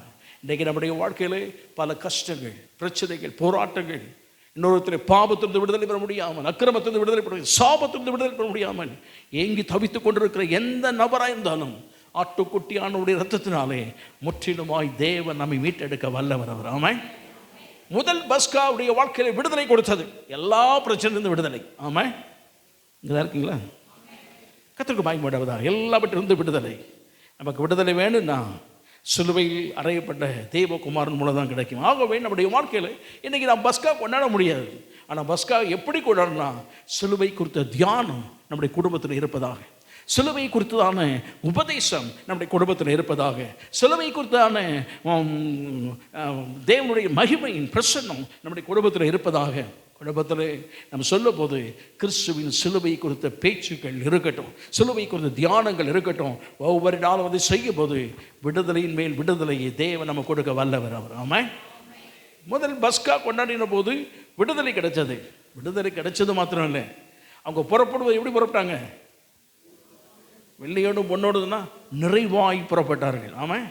அங்கே புறப்பட்ட எவனையும் வேதம் சொல்வது ஏகத்திலிருந்து புறப்பட்ட ஒருவனாகிலும் பலகீனப்பட்டவனும் கிடையாது. அப்போ ஆண்டவர் என்ன செய்தார் அப்படின்னா, அவருடைய வாழ்க்கையில் பலகீனமாக இருந்த அவனை கிறிஸ்துவின் அந்த அந்த பஸ்காவின் ஆட்டுக்குட்டியின் இரத்தத்தை பூசிய பிறகு, அந்த பஸ்காவின் மாம்சத்தை அவன் புசித்த பிறகு அவன் வியாதி இருந்து சுகமாகிறான். ஆமாம். அதுக்கு தான் கர்த்தருடைய பந்தியில் இருக்கும்போது நம்ம சொல்லுகிறோம், வியாதிப்பட்ட ஒவ்வொருவரும் விசுவாசத்தோடு தேவனின் வியாதியிலிருந்து சுகமாக்க வல்லவர் என்று சொல்லி நாம் இந்த அப்பத்தை ரசத்தை புசித்து பானப்படும் போது தெய்வீக சுகத்தை தேவன் நிச்சயமாகவே வாழ்க்கையில் கட்டளையிட வல்லவர் அவர். ஆமாம். இதாக இருக்கீங்களா? அவர் புறப்படும் போது பலகீனப்பட்டவனும் இல்லை, நோய்வாய்ப்பட்டவனும் இல்லை, வெள்ளியோடு பொண்ணோடு தான் நிறைவாய் புறப்பட்டார்கள். எல்லா வகையும் நிறைவு. கர்த்தருக்கு மகிமை உண்டாவதாக. ஒரு மனுஷன் ஆண்டவருக்குள்ள வந்துட்டான்னா அவன் பாவங்கள் அக்கிரமங்கள் எல்லாம் மன்னித்த பிறகு அவனுக்கு தேவனே ஒரு நிறைவை கட்டளையிடுகிறார். ஆமாம். கர்த்தருக்கு பயம் உண்டாவதாக. இரத்தத்தினாலே மீட்கப்பட்டவருடைய ஆசீர்வாதம். அவரை புறப்படும் போது ஆட்டம் என்ன, பாட்டம் என்ன, கொண்டாட்டம் என்ன, எப்படி இருந்திருக்குன்னு நினைக்கிறீங்க? கர்த்தருக்கு பயம் உண்டாவதாக. எப்படிலாம் ஆடி இருப்பாங்க கண்ணு நம்ம யோசிக்கவே முடியாது. ஏன்னா இதனால் வரை என்ன இருந்தது? அடியும் உதையும் உபத்திரம் இருந்தது. பக்கத்து வீட்டுக்காரலாம் போங்கப்பா சீக்கிரம் இடத்த விட்டு நினைச்சிங்க போங்க, நீங்கள் வெளியே போயிருங்க, இனி என்னெல்லாம் நடக்க போதோ தெரியாது, இந்த எய்த்தே ஒன்றும் இல்லாமல் போயிடும், நாங்களாம் கொஞ்சம் வாழ்கிறோம், இங்கே போங்க அப்படின்னா இவங்க மட்டும் நிறைவாகி சந்தோஷமாகி புறப்பட்டார்கள். ஆமாம், கர்த்தருக்கு பயம் உண்டாவதா. அடுத்த ஒரு பஸ்கா கொண்டாடுறாங்க. வாசிங்கள் என்னாகமத்தின் புத்தகம் 4ஆம் அதிகாரம், மன்னிக்கணும், என்னாகமத்தின் புத்தகம் 9ஆம் அதிகாரம் 4ஆம் 5ஆம் வசனத்தை வாசிக்கும்படி கேட்க. அப்படியே பஸ்காவை ஆசரிக்கும்படி மோசே இஸ்ரவேல் புத்திரருக்கு கட்டளையிட்டான். அதனால் 1ஆம் மாதம் 14ஆம் தேதி அந்தி நேரமான வேளையில் சீனாய் வனாந்தரத்தில் பஸ்காவை ஆசரித்தார்கள். கர்த்தர் மோசேக்கு கட்டளையிட்டபடி எல்லாம் இஸ்ரவேல் புத்திரர் செய்தார்கள். அந்நாளில் சிலர் மனித பிரேதத்தினால் தீட்டுப்பட்ட போதும். கர்த்தருக்கு பயம் உண்டாவதாக. 9ஆம் அதிகாரம் 4ஆம் 5ஆம் வசனத்திலே வாசிக்கப்பட்டதை நாம் கேட்டோம். கர்த்தருக்கு பயம் உண்டாவதா. மோசேக்கு ஆண்டவர் கட்டளையிடுகிறார், என்ன செய்ய வேண்டுமா? அவர்கள் வனாந்தரத்துக்கு வந்துட்டாங்க. இப்போ எங்கே வந்துட்டாங்க? வனாந்தரத்துக்கு. அதுக்கப்புறம் எங்கெல்லாம் கொண்டாடுறாங்க அப்படிலாம் தெரியாது நமக்கு. ஆனால் இப்போ வந்த உடனே வருஷம் அடுத்த வருஷம் வந்துருச்சு. இங்கே வந்த உடனே ஆண்டவர் சொல்றாரு, பஸ்காவை என்ன செய்ய வேண்டும்? ஆசரிக்க வேண்டும். என்னைக்கா? ஆபிப் மாதம், அதான் அவங்களுக்கு முதல் மாதம், 1ஆம் தேதி நாள் 14ஆம் தேதி. கர்த்தருக்கு பயன்படும். ஏப்ரல் மாதம் 14ஆம் தேதி. இங்கே தான் இருக்கீங்களா? நம்ம தொடர்பு பண்ணி தான் பார்க்குறோம். சரி, கர்த்தருக்கு பயன்படாதா. அவன் மோசே சொல்லிட்டான், நாம் பஸ்காவை கொண்டாட வேண்டும் என்று கர்த்தர் நினைச்சுக்கிறாரு. நாம் பஸ்காவை கொண்டாடுவோம். அப்போ அவங்கவுங்க கூடாரங்களுக்கு இருக்கிறாங்க, வாசம் பண்ணுறாங்க. கர்த்தருக்கு பயம் உண்டாவதாக. கூடாரத்தில் வாசம் பண்ணாலும் அவங்க இருக்கிற இடம் எது? பாலைவனம், வனாந்தரம். கர்த்தருக்கு பயம் உண்டாவதாக. வனாந்தர சூழ்நிலை, அந்த சூழ்நிலைகளை கர்த்தர் ஆசரிக்க சொன்னார். அப்போ அவனுடைய பொருள் என்னன்னா, நீங்கள் எங்கே போனாலும் சரி, வனாந்தர வாழ்க்கையாக இருந்தாலும் சரி, உங்கள் மனதிலே வர வேண்டியது பஸ்காவின் ஆட்டுக்குட்டியின் ரத்தம். ஆமாம், கர்த்தருக்கு பயம் உண்டாவதாக. நல்ல புறப்பட பண்ணார், சந்தோஷம் பண்ணார். இதனுடைய அர்த்தத்திலே ஆவிக்குரிய அர்த்தம் நம்ம சொன்னால், நல்ல ஆண்டவர் நம்மை ரட்சித்து விட்டார், பாவத்திலிருந்து விடுதலையாக்கி விட்டார். நாம் நினைக்கணும், பாவத்தில் விடுதலையாக்கி விட்டு நல்ல ஒரு மகிமையான ஒருவனாய் மாற்றி விட்டார். கொண்டு போகும்போது நல்லா கொண்டு போவோன்னு பார்த்தா எங்கே தான் கொண்டு போய் நிற்கிறாரு? வாழ்க்கையிலே ஒரு கஷ்டமான சூழ்நிலையிலே கர்த்தர் நடத்துவது போல தெரிகிறது. கர்த்தருக்கு பயம் உண்டாவதாக.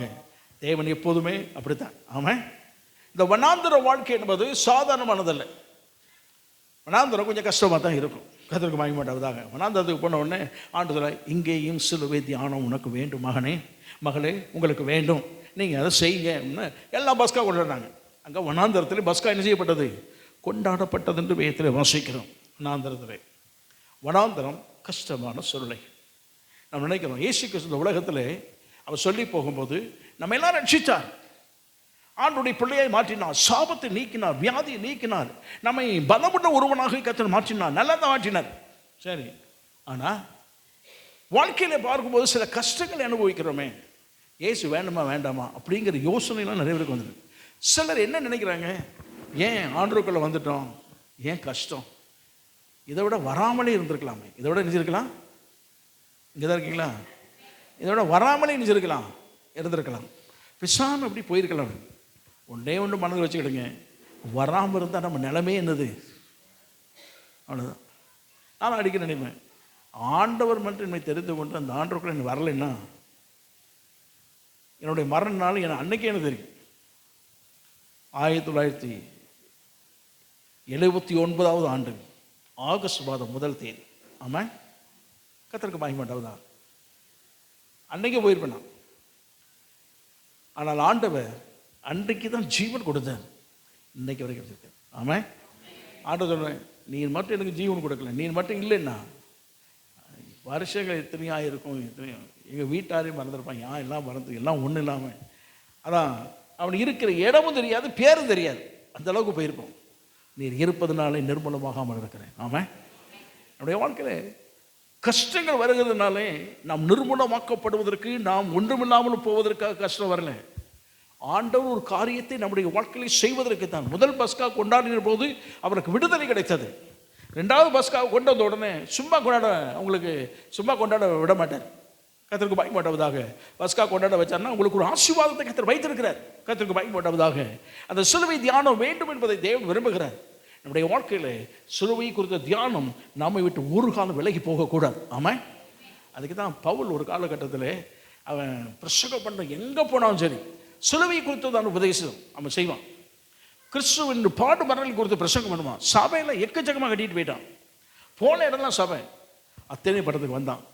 அப்படி சுற்றி பார்த்தோன்னே ஒரு கோயில் ஒன்றுக்கு போனான். ஒரு கோயிலில் போய் பார்த்தோன்னே அறியப்படாத தேவனுக்கு, தலைப்பு நல்லா தான் இருக்குது, அப்படிதான் சரி, அறியப்படாத தேவனுக்கு யாருன்னு கேட்டான். அவன் சொன்னான், கடவுள் யாருன்னு எங்களுக்கு தெரியாது. இந்த கடவுள் யாரு?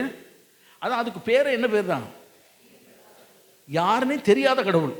நம்ம நல்லா சொன்னோன்னா என்ன கடவுள், இந்த கடவுள் யாருன்னே தெரியாது, ஆனால் கடவுள் அப்படி தான் வச்சுருக்கேன். எல்லா கடவுளுக்கும் பேர் உண்டு, அங்குள்ள ஒரு கடவுளுக்கு மட்டும் என்ன கிடையாது, பேர் கிடையாது, அறியப்படாத தேவன். இவன் நினச்சான், சரி மார்ஸ் மேடைக்கு ஒரு சான்ஸ் கிடைச்சிது. யாருக்குமே கிடைக்காத ஒரு சான்ஸ் மார்ஸ் மேடை. அதில் ஏறின உடனே எல்லா ஞானிகள், ஆராய்ச்சியாளர்கள் மாதிரி இருக்கா எல்லாரும் வந்துட்டான். கிரேக்கர்கள், ஞானம் உள்ளவர்கள் எல்லாம் வந்துட்டான். அவன் பிரசங்கம் பண்ணுறான். பிரசங்கம் பண்ண போய் சொல்கிறான், நீங்கள் இதுவரை அறியாத ஒரு தேவனை உங்களுக்கு நான் அறிவிக்கிறேன். சரி, சப்ஜெக்ட் நல்லது தான். போய் பார்த்து அறியப்படாத தேவன் எழுதப்பட்டிருந்தது லிங்க் பண்ணுறான். அவரை நான் உங்களுக்கு என்ன செய்கிறேன், அறிவிக்கிறேன் அப்படின்னு சொன்ன உடனே இவன் நினச்சான் எல்லாரும் வந்துடுவாங்க அப்படின்னு நினச்சி பார்த்துக்கிட்டே இருந்தான். எல்லாரும் சூப்பர் பிரசங்கம், எல்லாரும் நினச்சிட்டாங்க சூப்பர் பிரசங்கம், ஆர்டர் ஏற்றுக்கொள்ள. அதனால் நீங்கள் இவ்வளோ நாள் அறியாததை ஒருத்தர் சொல்லிட்டீங்க, ஓ இவருக்கு பேர் இயேசுன்னு ஒன்று இருக்குது போல, எல்லாம் போயிட்டான். அப்போ தான் கொரிந்து பட்டதுக்கு வந்துட்டு சொல்கிறான், என் வாழ்க்கையில் இதுவரை செய்யக்கூடாத ஒரு தப்பை நான் செய்துட்டேன், இனி அதை செய்யக்கூடாது. அப்போ தான் சொல்கிறான், கிறிஸ்துவின் சிலுவையை குறித்தே அல்லாமல் வேறு ஒன்றை குறித்து நான் பிரசங்கிக்க மாட்டேன். ஆமாம் சொல்கிறாங்க, கர்த்தருக்கு பயப்பட்டவதாக. அதுக்கப்புறம் கொரிந்துக்கு தான் வரான். கொரிந்து வந்து சொன்னான், கிறிஸ்துவின் சிலுவை குறித்து அல்லாமல் வேறு ஒன்றை குறித்து பிரசங்கம் பண்ண முடியும். ஏன்னா சிலுவை குறித்த உபதேசம், சிலுவை குறித்த திட்டங்கள், சிலுவை குறித்த காரியத்தை பிரசங்கிக்க போதெல்லாம் கூட்டமாக ஜனங்கள் ரட்சிக்கப்பட்டாங்க, சபை கட்டினேன். ஆனால் சிலுவை இல்லாத ஒரு பிரசங்கம், இந்த பிரசங்கம் தான். அதில் ஒன்றுமே அவனுக்கு சபையும் கட்ட முடியல, அத்தனை இல்லை, அவனுக்கு ஒன்றும் இல்லை, எதிர்பார்த்த பலன் இல்லை. பிரசங்கம் பற்றின சூப்பர் இருக்கிற பிரசங்கங்கள் இல்லை, சூப்பர் பிரசங்கம் அதுதான். ஆனால் ஆத்தும ரட்சிப்புக்கு அங்கே பலன் இல்லாமல் போய்விட்டது. நம்முடைய வாழ்க்கையில் ஆண்டவர் என்ன செய்யறாருன்னா, நீங்கள் எங்கே போனாலும் சரி இருக்கிற மேன்மையை குறித்து பேசிக்கொண்டிருப்பதை விட எந்த சூழ்நிலையிலும் கிறிஸ்துவின் சிலுவையை குறித்த தியானம் நம்முடைய வாழ்க்கையில் இருக்கும்போது நம்முடைய குடும்பம் ஆஸ்வதிக்கப்படும். ஆமாம், கட்டாயம் ஆஸ்வதிக்கப்படும். கர்த்தருக்கு பயப்பட்டவதாக அந்த சிலுவை குறித்த தியானத்தை அங்கே கர்த்தர் முன் வைச்சார். இங்கே வனாந்தரமா சிலுவை தான். அப்போ உங்கள் வாழ்க்கையில் பாடுகள் இருக்கிறதையா, நாங்கள் நல்ல கர்த்தரை கொண்டு வந்து நல்ல ஆசுவைத்து நிறைவாக தான் வச்சிருக்கிறீங்க. ஆனாலும் சில பாடுகள் எங்கள் வாழ்க்கையில் வருகிறதே, சில இந்த பாடு வந்தோடனே போதுங்க சாவே, இயேசுவை தேடி வந்தது ரொம்ப தப்பு போல, ஆர்டர் விட்டுட்டு போயிடலாம், இனி வேண்டாம் அப்படிங்கிற எண்ணெல்லாம் இருக்குது. அந்த நினைவை நமக்கு வரக்கூடாது. ஆமாம், வாழ்க்கையில் எது வந்தாலும் அவன் சொன்னான், அவர் என்னை கொன்று போட்டாலும் அவர் மீது தான் நம்பிக்கையாக இருப்பேன். ஆமாம், கர்த்தருக்கு பயப்பட்டவதாக. ஏன் அப்படின்னா, அந்நிய கண்களால் காணக்கூடிய ஒருவரை அல்ல, என் கண்ணாலே காணக்கூடிய ஒருவர் ஒரு நாளிலே வந்து நிற்பார். ரெண்டாம் வருகை குறித்து அவன் சொல்கிறான், ஒரு நாள் வந்து நிற்பார், 1000 பரிசுத்தவான்களோடு வந்து நிற்பார். அப்புறம் நான் பார்ப்பேன். கர்த்தருக்கு பயப்பட்டவதாக. காணாத ஒருவரை, பேசாத ஒருவரை நான் ஆராதிக்கவில்லை, என்னோடு கூட பேசுகிற நான் காணக்கூடிய ஒரு தெய்வத்தை நான் ஆராதிக்கிறேன். எத்தனை கஷ்டங்கள், எத்தனை பிரச்சனைகள் வந்தாலும் இந்த வனாந்தரத்தில் எனக்கு சிலுவை வேண்டும். ஆமாம், சிலுவையில் மறுத்த தெய்வகுமாரன் எனக்கு வேண்டும். கர்த்தருக்கு பயப்பட்டவதாக. ஆமாம், அப்போ ஆண்டு சொல்றாரு, எல்லாம் கஷ்டம் பிரச்சனைகள், அவன் நிறைவு இருக்குது. அதெல்லாம் ஒருத்தர் யாரும் இங்கே ஆண்டு குறைவாலும் கொண்டு வைக்கிற நிறைவு இருக்குது. கர்த்தருக்கு பயப்படும். நிறைவு இருக்கும் போது நாம் சந்திக்கிற சில சூழ்நிலைகளில் அந்த நிறைவில் சிலுவை குறித்த தியானம் இருந்து கொண்டே இருக்க வேண்டும். ஆமாம், நிறைவுள்ளவள் ஒருத்தர் இருந்தான். அவளை பார்த்து ஊருக்கு வந்த உடனே, நீ இனிமையானவள் தானே அப்படின்னு ஒன்று, சும்மா இருங்கப்பா, என்னை இனிமையானவள் சொல்லாதீர்கள், வாழ்க்கையில் கசப்புள்ளவள் மாறாள் என்று யார் என்ன வந்துருக்கு நினைக்கிறேன். ஆமாம், ரூத் புத்தகத்தில் வாசிக்கிறோம். பஞ்ச காலம் வந்தது. எங்கே தான் வந்தது? பெத்லகேமிலே பஞ்சம் வந்ததுன்றது வேதம் சொல்லுது. இந்த பஞ்சம் சாபத்தினாலே வந்த பஞ்சம் அல்ல. சாபத்தினாலே வந்த பஞ்சத்துக்கும் சூழ்நிலையில் வந்த பஞ்சத்துக்கு என்ன இருக்கு? வித்தியாசம் இருக்கு. சாபத்தினாலே பாவத்தினாலே வந்த பஞ்சம் சமாரியாவிலே வந்தது. அந்த பஞ்சத்தின் கொடுமை என்ன வந்தது? பிள்ளைகளை சமைத்து சாப்பிடக்கூடிய அளவுக்கு வந்தது. ஆனால் இங்கே அப்படி எதுவும் நடக்கலை. பஞ்சம் வந்தது, விளைபலன்களில் ஏற்பட்ட பாதிப்புகள். அந்த காலகட்டம் வனாந்தர வாழ்க்கை போல அந்த ஜனக்கு இருந்தது. அன்றைக்கு இருந்த நகோமி கணவர் பிள்ளைகள் எப்படி இருந்தாங்க நினைக்கிறீங்க? வழி இல்லாமலாம் இருந்தாங்க, வழி இல்லாமலாம் இருந்தாங்க. ஆனால் அவன் சொல்கிறான், மோவாப் தேசத்துக்கு போயிட்டான், போகக்கூடாத இடத்துக்கு நினைச்சிட்டான், அந்த எல்லைக்கே போகக்கூடாது. நிறைய பேர் வாழ்க்கையில் ரசிக்கப்பட்ட பிறகு சில கஷ்டங்கள் பிரச்சனை வந்தால் எங்கே தான் போவாங்க? எங்கே போகக்கூடாது, அல்லது எங்கே தேவனுடைய பிரசன்னம் இல்லையோ, தேவ ஆசீர்வாதம் இல்லையோ, தேவனுடைய வசனம் இல்லையோ, தேவனுக்கு எதிரானவளாக இருக்கிறாங்க, அங்கே தான் போய் சேருவோம். கடைசியில் நீங்கள் பாருங்கள், கடைசியில் அங்கே போய் சேர்ந்து கொஞ்ச நாள் இல்லாமலே போயிடுவோம். எத்தனை கஷ்டங்கள் பாடு இருந்தாலும் சிலுவை இருக்கிற எல்லைகளை நாம் இருக்க வேண்டும். ஆமாம், பெத்லகேமிலே இருக்கணும். கர்த்தருக்கு பயப்படாததாக. அப்பத்தின் வீடுங்க அது. எல்லாருக்கும் அப்பம் கொடுத்த வீடு, விளைபலன்கள் கொடுக்கக்கூடிய வீடு. கர்த்தருக்கு பயப்படாததா. நம்ம ஊரில் சொன்னா சோழ நாடு என்னதான்?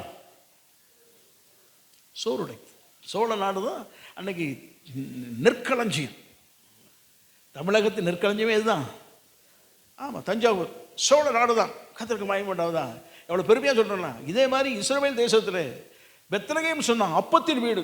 எல்லாம் விளைபலன், அப்பம், கோதுமை, பார்லி எல்லாம் அங்கிருந்து தான் போகும். கர்த்தருக்கு பயப்படாததாக. அவ்வளவு நிறைவான ஒரு வீடு, நிறைவான ஒரு இடம். அங்கே பஞ்சம் வந்தது உண்மைதான், வனாந்தர வாழ்க்கை வந்தது உண்மைதான். ஆனால் இவங்களுக்கு வனாந்தர வாழ்க்கைன்னு இவங்க தான் நினச்சிக்கிட்டாங்க. ஆனால் இங்கேருந்து போகிறதுக்கு பஞ்சம், பசி, வேறு வழி இல்லாமலாம் தேசத்துக்கு போனான்னு நினைக்கிறீங்க? அவள் சொன்னா, நான் நிறைவுள்ளவளா எங்கே போனேன்? எப்படி போனாலாம்? இவளை ஆண்டவர் ரட்சித்திருக்கிறார், ஒரு தரிசனத்தோடு வைத்திருக்கிறார், ஒரு திட்டத்தோடு கர்த்தர் வைத்திருந்தார். இவளை குறித்து சொல்ல வேண்டும் என்று சொன்னால், அந்த மேசியாவின் சந்ததியில் உள்ள ஒரு ஆள் இவள். ஆமாம், அவ்வளவு மேன்மை கொடுத்து வச்சிருந்தார், நிறைவை வச்சிருந்தார். சின்ன கஷ்டம் அப்படி இப்பெல்லாம் பார்த்த உடனே இது நமக்கு சரிப்படாது. அந்த தேசத்தை விட்டு யார் போனா? இவ தான் போனான்னு வேதம் சொல்லுது. எத்தனை பேர் போனாங்க நமக்கு தெரியாது. ஆனால் அந்த தேசத்துல எல்லாம் செத்தா போயிட்டாங்க. பஞ்சத்தில் சில கஷ்டம் கிடந்தது. அதை இப்படியும் சமாளித்து அப்படியே வந்து ஒரு காலகட்டத்தில் அங்கே செழிப்பு உண்டாக ஆரம்பித்தது. ஆமாம், அவர் திரும்பி வரும்போது சொல்கிறாரு, நிறைவுள்ளவளாகி போனேன். அங்கே போனால் என்னது? அங்கே போனவுடனே சிலுவை தியானம் இல்லை. அங்கே போய் மெய்யான தேவனுடைய ஆராதனை இல்லை. எல்லாமே இழந்து போனாங்க. அதெல்லாம் போக போக இழப்புகள் ஏற்பட ஆரம்பித்தது. கடைசியில் பார்த்தா நம்ம ஊருக்கு ஓடி போயிடுவோம், நாமளாவது பிழைப்போம் அப்படின்னு சொல்லி வரும்போது தான் அவங்க கூட இருந்த எல்லாம் ஃப்ரெண்ட்ஸ் எல்லாம் கேட்குறாங்க, என்ன நகோமின்னா இனிமையானவள், இன்பமானவள், இனிமையானவளே அப்படின்னு கூப்பிட்றாங்க. தயவு செய்து கூப்பிடாதீங்க. நான் இந்த எல்லையை விட்டு போகும்போது நிறைவுள்ளவதாகத்தான் போனேன், குறைவே இல்லை. தேவன் நிறைவாய் வைத்திருந்தார். ஆனால் நான் தான் வனாந்தரத்தை நினச்சி எங்கே போயிட்டேன்? மோவாப் தேசத்துக்கு போயிட்டேன். அங்கிருந்து வரும்போது நான் இப்படி தான் வந்திருக்கிறேன், வெறுமையாய் குறைவுள்ளவளாய் வந்திருக்கிறேன். மாறாள் என்று கூப்பிடுங்க, கசப்புள்ளவன் என்று கூப்பிடுங்க. என் வாழ்க்கையை இப்போது கசந்து போய்விட்டது. எதுக்குமா? ரகசியமாக சொல்லிருப்பான், பஸ்கா இல்லை. என்ன இல்லை? நீங்கள் எல்லாம் கொண்டாடின பஸ்கா அங்கே நான் கொண்டாடலைங்க. எனக்கு பஸ்கா இல்லாவிட்டால் என் வாழ்க்கையில் எல்லாமே போயிடுச்சு அப்படின்னா. இங்கே வந்துட்டேன், பஸ்கா கொண்டாடு. ஒரு பஸ்கா கொண்டாடுனா போவாஸ் வந்துட்டார். ஆமாம், இங்கே தான் இருக்கீங்களா? ஒரு பஸ்கா கொண்டாடுக்கா, அவரை வச்சு ரூத்தை வச்சு அங்கே போனியாமா, அங்கே கதரெல்லாம் கொண்டு வந்தியா? நம்ம வீட்டில் ஒரு நாள் பஸ்கா கொண்டாடுவோம், பஸ்கா வர்ற நாள் வரட்டும், நம்ம வீட்டில் ஒரு பஸ்கா கொண்டாடுவோம்னு சொல்லி முழங்கால் படிக்கிட்டு ஜெபம் பண்ணிட்டு அன்றைக்கு பஸ்காவை கொண்டாடின போது மறுநாள் போவாஸ் அவளுக்கு உரியவராய் மாறுவதற்குரிய காரியத்தை தேவன் செய்தார். அவர் ஆமாம், பஸ்கா கொண்டாடின உடனே போவாஸ் வந்துட்டார். நீங்கள் பஸ்கா மறுபடியும் ஒரு வேளை திரும்பி ஆண்டவர் வீட்டு தூரம் போயிருக்கலாம், ஆண்டவர் வீட்டு இழந்து போன நிலைமையில் இருக்கலாம், குறைவுள்ளவராய் போயிருக்கலாம். ஆண்டவர்கிட்ட வந்துட்டு ஒரு பஸ்காவை, சிலுவை தியானத்தை, சிலுவைக்கு வாழ்க்கை ஒப்பு கொடுத்து நீங்கள் அர்ப்பணித்து பாருங்கள், கிறிஸ்து மீண்டும் உங்களிடத்திலே உதயமாவார். ஆமாம், கர்த்தருக்கு மகிமை உண்டாவதாக. அவர் செய்தார். அந்த போவாஸ் வர வீட்டுக்கே வந்துட்டாருங்க. போவாஸ் எங்கே வந்துட்டாரு? வெளியே காட்சி கொடுத்த போவாஸ் அப்புறம் வீட்டுக்கே வந்துடுவார். வீட்டுக்கு வெளியே காட்சி மாத்திரம் கொடுப்பவர் இல்லை, உங்கள் வீட்டுக்கே வந்து உங்களோட வாசம் பண்ண வரவர். ஆமாம், இதாருங்களா கெட்டகுமாரன் வீட்டை விட்டு வெளியே புறப்படும் போது அவன் பெரிய அதுதான். வீட்டில் இருக்கும்போதெல்லாம் நல்லா தான் இருந்தது. அப்பா கொண்டாடுவார், பஸ்கா கொண்டாடுவார், பையன் எல்லாரும் சேர்ந்து உட்காந்து நல்ல பஸ்கா கொண்டாடிட்டு நல்லா தான் இருந்தாங்க. நிறைய மருந்து கொண்டே இருந்தது. நான் போகிறேன், பணத்தை கொண்டு போயிட்டான். நான் தனியாக பஸ்கா கொண்டாடுறேன்ட்டு போயிட்டான். இவன் கொண்டாடலான்னு நினைக்கிறீங்களா? இவன் கொண்டாட்டமே வேறு மாதிரி ஆயிடுச்சு. பஸ்கா கொண்டாடல, பீஸா வச்சு கொண்டாடிக்கிட்டு இருந்தான். கடைசியில் என்ன ஆச்சு? பீஸ் ஆகிடும், எல்லாமே போச்சு. பண்டிகை கொடுக்குற தவிடு கூட எங்களுக்கு என்ன செய்ய மாட்டேங்குது. உட்காந்து தலையை சொரிஞ்சுட்டு யோசிச்சான், எங்கள் வீட்டில் பஸ்கா கொண்டாடும் போது நல்லா இருந்தது, ஒழுங்காக பஸ்கா கொண்டாடிருக்கலாம். போவோம், வேலைக்காரனாக இருந்தாவது என்ன செய்வோம், கொண்டாடுவோம், பஸ்காவை கொண்டாடுவோம், அப்பாட்ட போய் கேட்போம் அப்படின்னு வந்தான். ஆனால் தகப்பன் அப்படி விடலை. அவனை கட்டி பிடித்தான், வீட்டை கொண்டு வந்தான். பஸ்காக்கு என்னெல்லாம் செய்யணும், முதல்ல அவனை சுத்திகரித்தான், புது ஆடை கொடுத்தான், பாதரட்சை கொடுத்தான், கொண்டாடுப்பா பாதரட்சை கொடுத்தான், அவனுக்குரிய அதிகாரத்தை கொடுத்தான், மோதிரத்தை கொடுத்தான், கையில் கோலையும் கொடுத்தான். இந்த இலையெல்லாம் மேய்ப்பதற்கு அதிகாரம், இந்த வேலைக்காரனை மேய்க்கிறதுக்கு அதிகாரத்தை கொடுத்துட்டு எல்லாம் வச்சுட்டு இப்போ கொண்டாடு அப்படின்னா. ஆமாம், அப்போ கொண்டாடிட்டு இருக்கும்போது அண்ணன் வந்தான். மறுபடியும் வந்துட்டானே இவன், போனவன் மறுபடியும் பஸ்கா கொண்டாட வந்துட்டான்ப்பா, நீ கவலைப்படாத, உனக்கு ஏராளமான பஸ்கா கொண்டாடி இருக்கேன், இன்னும் அவனோடு கூட சேர்ந்து கொண்டாடுவோன்னு சொல்லி வந்துட்டான். பின்மாற்றக்காரன் உள்ளே வந்துட்டான். அதான் வேதம் சொல்லுகிறது.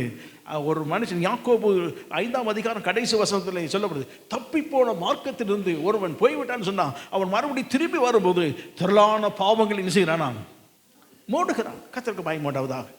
அப்போ ஆண்டவர் சிலுவை தியானத்தை குறித்து சொல்லும்போது குறைவுகள் எல்லாம் நீக்கப்பட்டு மறுபடியும் ஒரு நிறைவை தேவன் கட்டளையிடுவார்.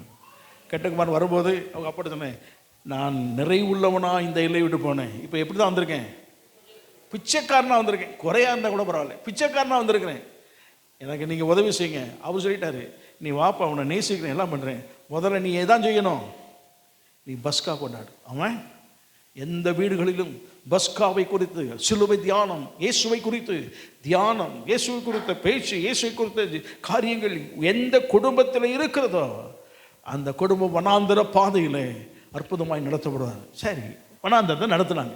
என்ன இருந்தது அப்படின்னா, நேரம் கொஞ்சம் தான் இருக்குது, வாஸ்தவம் வாசிங்க. கர்த்தருக்கு மகிமையுண்டாவதாக. 14ஆம் வசனத்தை வாசிங்க.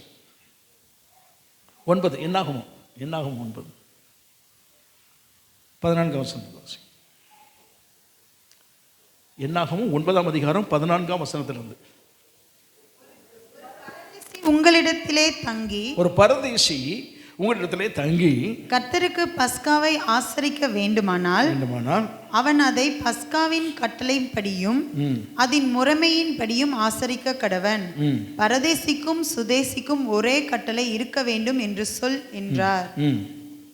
வாசஸ்தலம் ஸ்தாபனம் செய்யப்பட்ட நாளிலே, வாசஸ்தலம் ஸ்தாபனம் செய்யப்பட்ட நாளிலே என்றைக்கு இவர்கள் பஸ்கா கொண்டாடினார்களோ வனாந்தரத்திலே, அன்றைக்கு வனாந்தரத்திலே எது ஸ்தாபனம் பண்ணப்பட்டது, வாசஸ்தலம், ஆசரிப்பு கூடாரம் ஸ்தாபனம் பண்ணப்பட்டது. இங்க தான் இருக்கீங்களா? கர்த்தருக்கு பயப்படாத வாசிங்க. மேகமானது சாட்சியின் கூடாரமாகிய வாசஸ்தலத்தை மூடிற்று. சாயங்காலமான போது வாசஸ்தலத்தின் மேல் அக்னிமயமான ஒரு தோற்றம் உண்டாயிற்று. அது விடியற்காலம் மட்டும் இருந்தது. ஆண்டவருக்கு மகிமையுண்டாவதாக. இப்படி நித்தமும் பகலில் மேகமும் இரவில் அக்னி தோற்றமும் மூடிக்கொண்டிருந்தது. சரி, கர்த்தருக்கு மகிமையுண்டாவதாக. பஸ்கா வனாந்தரத்தில் கொண்டாடிட்டாங்க, நிறைவாய் வந்தாங்க. வனாந்தர பாதை கஷ்டம். அந்த வனாந்தரமும் சாதாரண வனாந்தரம் இல்லை. ஆண்டவரே சொல்றாரு, அந்த வனாந்தரம் பயங்கரமான வனாந்தரம், குடிதான விலங்குகளும் விஷ ஜந்துக்களும் நிறைந்த அந்த வனாந்தரம். அது ஆண்டவரே அதுக்கு கொட்டேஷன் கொடுக்குறாரு, மோசேயின் மூலமாக கொடுக்கும்போது பயங்கரமான வனாந்தர பாதையில் உங்களால் நடக்க முடியும். கரடும் முரடுகளும் கல்லும் முட்களும் நிறைந்தது, அதில் உங்களால் நடக்க முடியாது, போக முடியாது. நான் தான் உங்களுக்கு வழிகாட்டி அங்கங்கே அப்படி குறுக்கு மறுக்கா என்ன செய்தேன், உங்களை சுற்றி கொண்டு போனேன். உங்களை சுற்றி கொண்டு போகிறேன், நீங்கள் நினைக்க வேண்டாம், நல்ல பாதை வழியாக உங்களை நடத்துவதற்கெல்லாம் வனாந்தரத்தை இப்படி நடத்தினேன்னு சொல்கிறார். அது ஒரு பக்கம் இருக்குது. வனாந்தரத்திலே அவர்கள் இந்த கடினமான சூழ்நிலையிலே பஸ்காவை ஆசரித்தார்கள். ஆசரித்த உடனே என்ன வந்தது, ஆசரிப்பு கூடாரம் ஸ்தாபனம் பண்ணப்பட்டது. ஆமாம், கர்த்தருக்கு பயமாட்டார். கர்த்தர் உங்களை ரட்சித்து உங்களுக்கு நிறைவு கட்டளையிட்டு பாவத்தை விடுதலை ஆக்கி கொண்டு வந்து வனாந்தர பாதை சூழ்நிலைகள் இந்த எல்லைக்கு கொண்டு வரும்போது நமக்கு ஸ்தாபனம் பண்ணப்பட்ட ஆசரிப்பு கூடாரம் வேண்டும். ஆமாம், நம்ம வாழ்க்கையில் சொன்னால் சர்ச்சை கட்டாயம் வேணும். ஆமாம், கர்த்தருக்கு பயமாட்டவதாக. அந்த ஆசரிப்பு கூடாரத்தில் என்ன இருந்துதான் ஸ்தாபனம் பண்ணப்பட்ட பிறகு அந்த ஆசரிப்பு கூடாரத்துக்கு மேலே என்ன இருந்துதான் மேகம் வந்தது. அந்த மேகம் எப்படி இருந்துதான் இரவுக்கு வெளிச்சமாகவும் பகலுக்கு என்னது மேகமாக இருந்தது. நம்ம புரிஞ்சுக்கணும் சொன்னால் கொடூரமான வெயில் அடிக்கிற அந்த வனாந்தரம் பயங்கர உச்சக்கட்ட வெயில் இருக்கும். அந்த வெயில் காலத்தில் இவெல்லாம் கூடாது தங்கியிருக்காங்க. அவங்களுக்கு இருக்கிற ஏரியா முழுவதும் குழு குழுன்னு இருப்பதற்கு ஏசி மாதிரி இருப்பதற்கு மேக ஸ்தம்பமாக இருக்கும். நேரம் ஆக ஆக சாயங்காலம் ஆகுது, குளிர் வர ஆரம்பிச்சிடும். குளிர் வந்ததுன்னா கொடூரமான 0 டிகிரிக்கு தாண்டிக்கிட்டு இருக்கும். அப்போ அந்த குளிர் அவங்களால தாங்க முடியாதுன்னு சொல்லி வரும்போது அந்த மேகமே கொஞ்சம் கொஞ்சமாக வெப்பத்தை என்ன செய்யும் கடத்தி வெப்பமாக என்ன செய்யும் அந்த சூழ்நிலைலாம் வெப்பமாக மாறும். அப்படியே எல்லாம் பார்த்தா வெப்பம். அவங்க சுகமாய் கத்த தங்க பண்ணினார். இன்னொரு விதத்தை சொல்லணும்னு சொன்னார், அந்த கடினமான சூழ்நிலையிலே அவங்களுக்கு புது விதமான ஆசீர்வாதத்தை கொடுத்தார். என்ன அப்படின்னா, அவரை சந்திப்பதற்குரிய ஒரு எல்லையை கொடுத்தார். தேவனை சந்திப்பதற்கு ஒரு எல்லையை கொடுத்தார். ஒன்று. ரெண்டாவது, அவர்களை வழி நடத்துவதற்கு வெளிச்சத்தையும் கொடுத்தார். அவரை ஆறுதல் படுத்துவதற்கு குழுமையும் கொடுத்தார். ஆமாம், நம்முடைய வாழ்க்கையில் பஸ்கா கொண்டாடணும்னா விடுதலை கொடுத்து விட்டதோடு போக மாட்டார். நமக்கு நல்ல ஒரு சர்ச்சை தருவார். ஆமாம், எந்த சர்ச்சை கொடுத்தாலும் சரி, நமக்கென்று சத்தியத்தை பிரசங்கிக்கிற எந்த சபை இருந்தாலும் அங்கே வந்து நல்ல வெளிச்சத்தை காண வேண்டும். ஆமாம், இந்த வேதத்தில் வெளிச்சத்தை பார்க்கணும். கர்த்தருக்கு பயப்படாததாக இந்த வெளிச்சத்தில் நமக்கு வெளிச்சம் காண்பதற்கு உதவி செய்வார். இந்த வெளிச்சம் தான் பஸ்கா.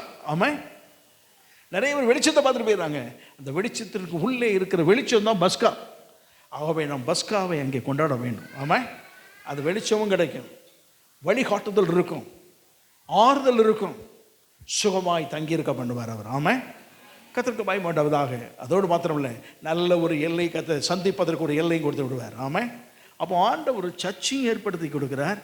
ஆவிக்குரிய வாழ்க்கை எடுத்துக்கொள்வோம்னு சொன்னால் சிலுவை குறித்து தியானிக்கிற தேவ ஜனங்கள் தியானிச்சுட்டு அப்படி வீட்டில் உட்காந்து அப்படி போயிடக்கூடாது. அவங்க என்னென்ன அதை குறித்து சொல்ல அங்கே உட்கார்ந்து சிலுவை தியானிக்கிறவர்கள் அதற்கு தேவன் அவருக்கு சபையை கொடுக்கிறார். சபையில் வெளிச்சத்தை கொடுக்கிறார். அந்த வெளிச்சத்தின் கூட வரக்கூடிய ஆறுதல் கொடுக்கிறார். அந்த ஆறுதலில் எச்சரிப்பு கொடுக்கிறார், வளர்ச்சியை கொடுக்கிறார், எல்லாமே கொடுக்கிறார். அந்த ஆசீர்வாதம் தியானம் வரும்போது, சிலுவை குறித்து தியானம் வரும்போது, ரெண்டாவது இந்த அப்படிப்பட்ட ஆசீர்வாதங்களை கர்த்தர் நமக்கு என்ன செய்கிறார். நீ பஸ்கா வாச பாருங்க, ஒவ்வொரு பஸ்கா வாச பிறகு ஒவ்வொரு பகுதிக்கு பின்னால தேவன் ஆசீர்வாதத்தை கட்டையிட்டு வைத்திருக்கிறார் அவர். ஆமா, முதல் பஸ்கா விடுதலை கொடுத்தது. ரெண்டாவது பஸ்கா ஆண்டவருடைய வெளிச்சமும் ஆறுதலும் கிடைக்க பண்ணிடுச்சு. ஆமா, கர்த்தருக்கு பயமாண்டவதாக. ஆனால் அந்த நிறைவுக்கு ஆண்டவர் குறைவே வைக்கல. எப்படி நிறைவாக செஞ்சார்.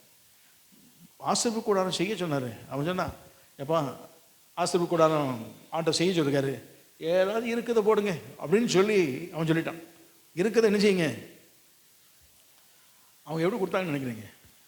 நம்ம சொன்ன ஒரு காரியம் ப்ராஜெக்ட் போட்டிருக்கோம், இருக்கிறத கொடுங்கன்னா கரெக்டாக ஒரு 1000 ரூபா எழுதிடுவோம், 2000 ரூபா எழுதிடுவோம். பட்ஜெட் எவ்வளோக்கு இருக்கும், 1 கோடிக்கு இருக்கும். நம்ம கொடுக்க 1000 2 வச்சுட்டு பாஸ்டம் சரி சப்பத்தோடு வாங்கி வச்சுட்டு அவரும் ஆர்டர் பார்த்து ஆண்டவரே கொடுத்தது இவ்வளோ தான் இருக்குது, என்ன செய்ய, சரி இரு கொஞ்ச நாள் இரு, நானும் மீதி எப்படியா பார்த்து என்ன செய்கிறேன் தாருன்னு சொல்லிட்டு இருப்பேன். அங்கே அந்த பேச்சுக்கு இடம் இல்லை. வந்ததே எப்படி வந்திருக்காங்க, எப்படி வந்திருக்காங்க.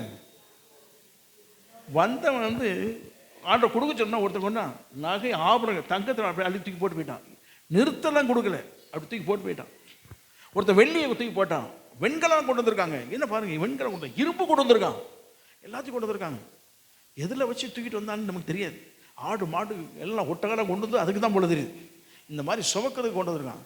சிலவங்க கொண்டு வந்து போட்டான். வைரங்களும் வைடூரியங்களும் மாணிக்கம் மரகதம் கோமிதம் எஸ்பி இந்திரம் அது நீளம் அது எதுன்னு எல்லாம் வைர கற்கலாம் வைடூரியங்கள் எல்லாம் அள்ளி போட்டான். மோசேக்கே ஆச்சரியம், என்னடா இவ்வளோ வச்சுருக்கானுங்களா. பார்த்துருக்கும் போது அள்ளி போட்டான். போதும், இதுக்கு மேலே வேண்டாம், கொண்டு வந்தோம் அப்படி திருப்பி கொண்டு போம். கொண்டு வந்தோம்னா எப்படி என்ன செய், என்னைக்கு வருதோ தெரியல. ஆமாம், சரி கதருக்கு மாய மாட்டாதான். சரி அவன் சொல்கிறான், ஆசை போதும்ப்பா, இதுவே அதிகம் வேண்டாம் போதும் அப்படி. அதை வச்சு தான் என்ன செய்தான், ஒரு நிறைவை கட்டளையிட்டார். நிறைவாக கொண்டு வந்தார்னு அப்படி தாங்க இருக்கும். ஆமாம், கர்த்தருக்கு பயப்பட்டதாக. ஆசரிப்பு கூடாரமும் கட்டப்பட்டது, சபை கட்டப்பட்டது. அங்கே வெளிச்சமும் இருந்தது, வேத வசனம் இருந்தது, ஆறுதல் இருந்தது, குழுமையும் இருந்தது. ஆமாம், குழுமை இருக்குதா? குழுமை இருக்குதான்னு கேட்டேன். சரி, அனுபவிச்சுக்க வேண்டியதுதான். அப்படி வாழ்க்கையில் ஆண்டவன் அற்புதமான பஸ்கா கொண்டாடுங்க. நம்மளும் ஒரு நாள் பஸ்கா கொண்டாடிடும். ஆமாம், கர்த்தருக்கு பயப்பட்டதாக. சிலுவை தியானம், சிலுவை குறித்ததான தேவனை குறித்ததான எண்ணங்கள், அவரை குறித்ததான துதி மகிமை நம்முடைய குடும்பத்தில், நம்முடைய வாழ்க்கையில், எங்கே நம்முடைய சபையில் எங்கெல்லாம் இருக்குதோ அங்கே ஆசீர்வாதம் பின்னால் வந்துக்கிட்டே தான் இருக்கும். ஆமாம், நம்ம எழுந்துச்சு ரெண்டு பஸ்கா தான் கொண்டாடிருக்கோம். இன்னும் 4 பஸ்கா இருக்குது. சாயங்காலம் வாங்க தியானிக்கிற தியானம். ஆனால் இந்த பஸ்காவை எல்லாம் கிறிஸ்துவில் தான் செய்தது. 5 பஸ்கா இவர்கள் ஆட்டுக்குட்டி அடித்தார்கள். ஆனால் கடைசி பஸ்கா தான் யாரு? இயேசு. கர்த்தருக்கு பயப்பட்டதாக. இயேசு சிலுவையில் அடிக்கப்பட்டார். அதோடு யூத குலத்தினுடைய இஸ்ரவேல் குலத்தினுடைய பஸ்கா முடிந்து போனது. நமக்கு பஸ்கா தொடங்கிச்சு. ஆமாம், கர்த்தருக்கு பயப்பட்டதாக. அது இயேசுவோடு முடிந்தது. அதுக்கு பிறகு இருக்கிற ஆசீர்வாதங்கள் தான் உலகத்தில் இன்றும் அனுபவித்துக் கொண்டிருக்கிறோம். ஆமாம், நல்லா ஜெபம். ஆண்டவரே, எங்கள் குடும்பத்திலே பஸ்காவின் ஆட்டுக்குட்டியானுடைய இரத்தத்தின் மேன்மையை நாங்கள் தியானிக்கிற தியானம் இருப்பதாக எல்லாம் சொல்லி ஜெபம் பண்ணுவோம். ஓ ரிமலகபா சாந்தர தியானா. ஒருவேளை இன்று விடுதலை பெறாமல் பல கஷ்டம், பிரச்சனைகள், போராட்டம் இருப்பின்னு சொன்னால் உன்னை ஆண்ட சமுதிர வை. ஆண்டவரே, எங்களுக்கு விடுவியும் என்று கேளுங்கள். கர்த்தர் அற்புதம் செய்ய வல்லவர். ஓ, பஸ்கா கொண்டாடுவோம். எல்லாம் அவர்கள் கொண்டாடுற பஸ்கா வேறு, நாம் கொண்டாடுகிற பஸ்கா என்பது வேறு. ஹல்லேலூயா. ஆண்டு சமுதிர ஆண்டவரே, அந்த பஸ்காவின் ஆட்டுக்குட்டியானவர், ஓ இரத்தம் எங்கள் பாவங்கள், சாபங்கள், நோய்கள், பலகீனங்கள், பிரச்சனைகள், போராட்டங்கள் எல்லாவற்றையும் தீர்க்கும் என்பது மாத்திரமில்லை, பிசாசின் பிடியிருந்து விடுதலை கொடுக்கும் என்பது மாத்திரமில்லை, ஒட்டுமொத்த எங்கள் வாழ்க்கையில் ஒரு விடுதலை கட்டிடுகிறேன். அந்த பஸ்காவை நாங்கள் தியானிக்கும் போது நிறைவுள்ளவனாக எங்களை கர்த்தர் மாற்றுகிறேன். அந்த பஸ்காவை தியானிக்கும் போது எங்கள் வாழ்க்கையில் ஆண்டவரே வழிகாட்டுவதற்குரிய வசனங்களை தருகிறேன், சபையை தருகிறேன், ஆறுதல் தருகிறேன், எங்களுக்கு அற்புதமான ஒரு வாழ்வை தருகிறீர் ஐயா. ஹல்லேலூயா. குருசே ஆசிக்கெல்லாம் ஊற்றம் பெற்றா ஜீவநதியாம். குருசே ஆசிக்கெல்லாம் ஊற்றம் பெற்றா ஜீவநதியாம். துங்கரத்த ஊற்றில் மூழ்கி, துங்கரத்த ஊற்றில் மூழ்கி, தூய்மையடைந்தே மேன்மையாகினே, தூய்மையடைந்தே மேன்மை ஆகினேன். ஓம் குருசே ஆசிக்கெல்லாம் ஊற்றம் பெற்றா ஜீவநதியாம். ஓம் குருசே ஆசிக்கெல்லாம் ஊற்றம் பெற்றா ஜீவநதியாம்.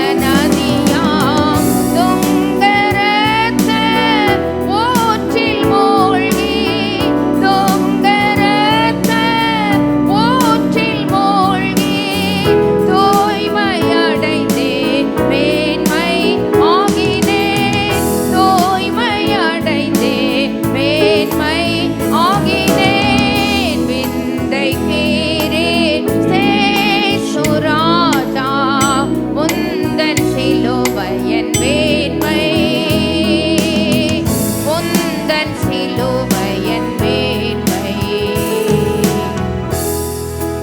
இது நாள் வரை உங்கள் வாழ்க்கையில் பஸ்கா இல்லாவிட்டால் ஆண்டவரே, இன்றைக்கு என் வாழ்க்கையை ஒப்பு கொடுக்கிறேன் ஐயா.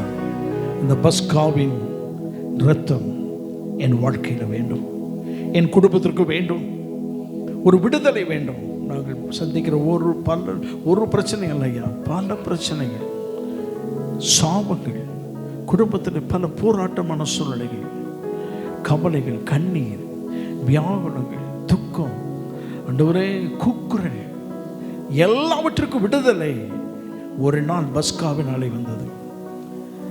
அந்த வனாந்தர பாதையிலே நடத்துவதற்கு தேவனை நிறைவுள்ளவனாய் நடத்தினீர். ஒருவேளை நிறைவை பெற்றுக்கொண்ட நீங்கள் வனாந்தர பாதையிலே அதைரியங்கள், சோர்வுகள், அவிசுவாசம் இதெல்லாம் இருந்தால் அன்னைக்கு ஆண்டவர் சொல்லுங்க, இந்த பஸ்காவை நான் நல்லா ஆஸ்வதிக்கணும்யா. எங்கள் வாழ்க்கையில வழிகாட்டுதல், அந்த வெளிச்சம் வரும், பஸ்காவினாலே வரக்கூடிய வெளிச்சம் வரும். அந்த வெளிச்சத்தை பெற்றுக்கொள்ளக்கூடிய இடம் வரும். அந்த இடத்துல எங்களுக்கு குளுமையான ஆசீர்வாதங்களான வார்த்தைகள் வரும். நாங்கள் நடத்தப்பட வேண்டியதான பாதைகள் காட்டப்படும். எங்கள் ஆண்டவர் கிருபை செய்வீராக. ஸ்தாபனம் பண்ணப்பட்டது போல எங்கள் வாழ்க்கையில் நாங்கள் கிறிஸ்துவுக்கு ஒரு சபையாய் ஸ்தாபனம் பண்ணப்பட வேண்டும். நீங்களே அந்த ஆலயம் என்று சொல்லப்படுவது போல நாங்களே ஒரு ஆலயமாய் ஸ்தாபிக்கப்பட வேண்டுமையா. அந்த சிலுவை குறித்த தியானம் எங்கள் வாழ்க்கையில் இருப்பதாக. ஹல்லேலூயா. ஸ்தோத்திரம் ஆண்டவரே, ஸ்தோத்திரம் ஐயா. ஹல்லேலூயா. பிரஸ்தீபிடம் ஜெபிக்கப்படுங்க. Praise the Lord. துதிக்கிறோம். கர்த்தர் தந்த நல்ல வார்த்தைகளுக்காய் உமக்கு நன்றி ஆண்டவரே. பஸ்காவாகி இயேசு கிறிஸ்து எங்கள் ஒவ்வொருவருக்காகவும் ஆண்டவரே அப்பா கல்வாரி சிலுவையிலே ஆண்டவரே ரத்தம் சிந்தி எங்களை பாவ வாழ்க்கையிலிருந்து விடுவித்து பரலோகத்திற்கு சொந்தக்காரர்களாய் மாற்றியிருக்கிறீர் ஆண்டவரே.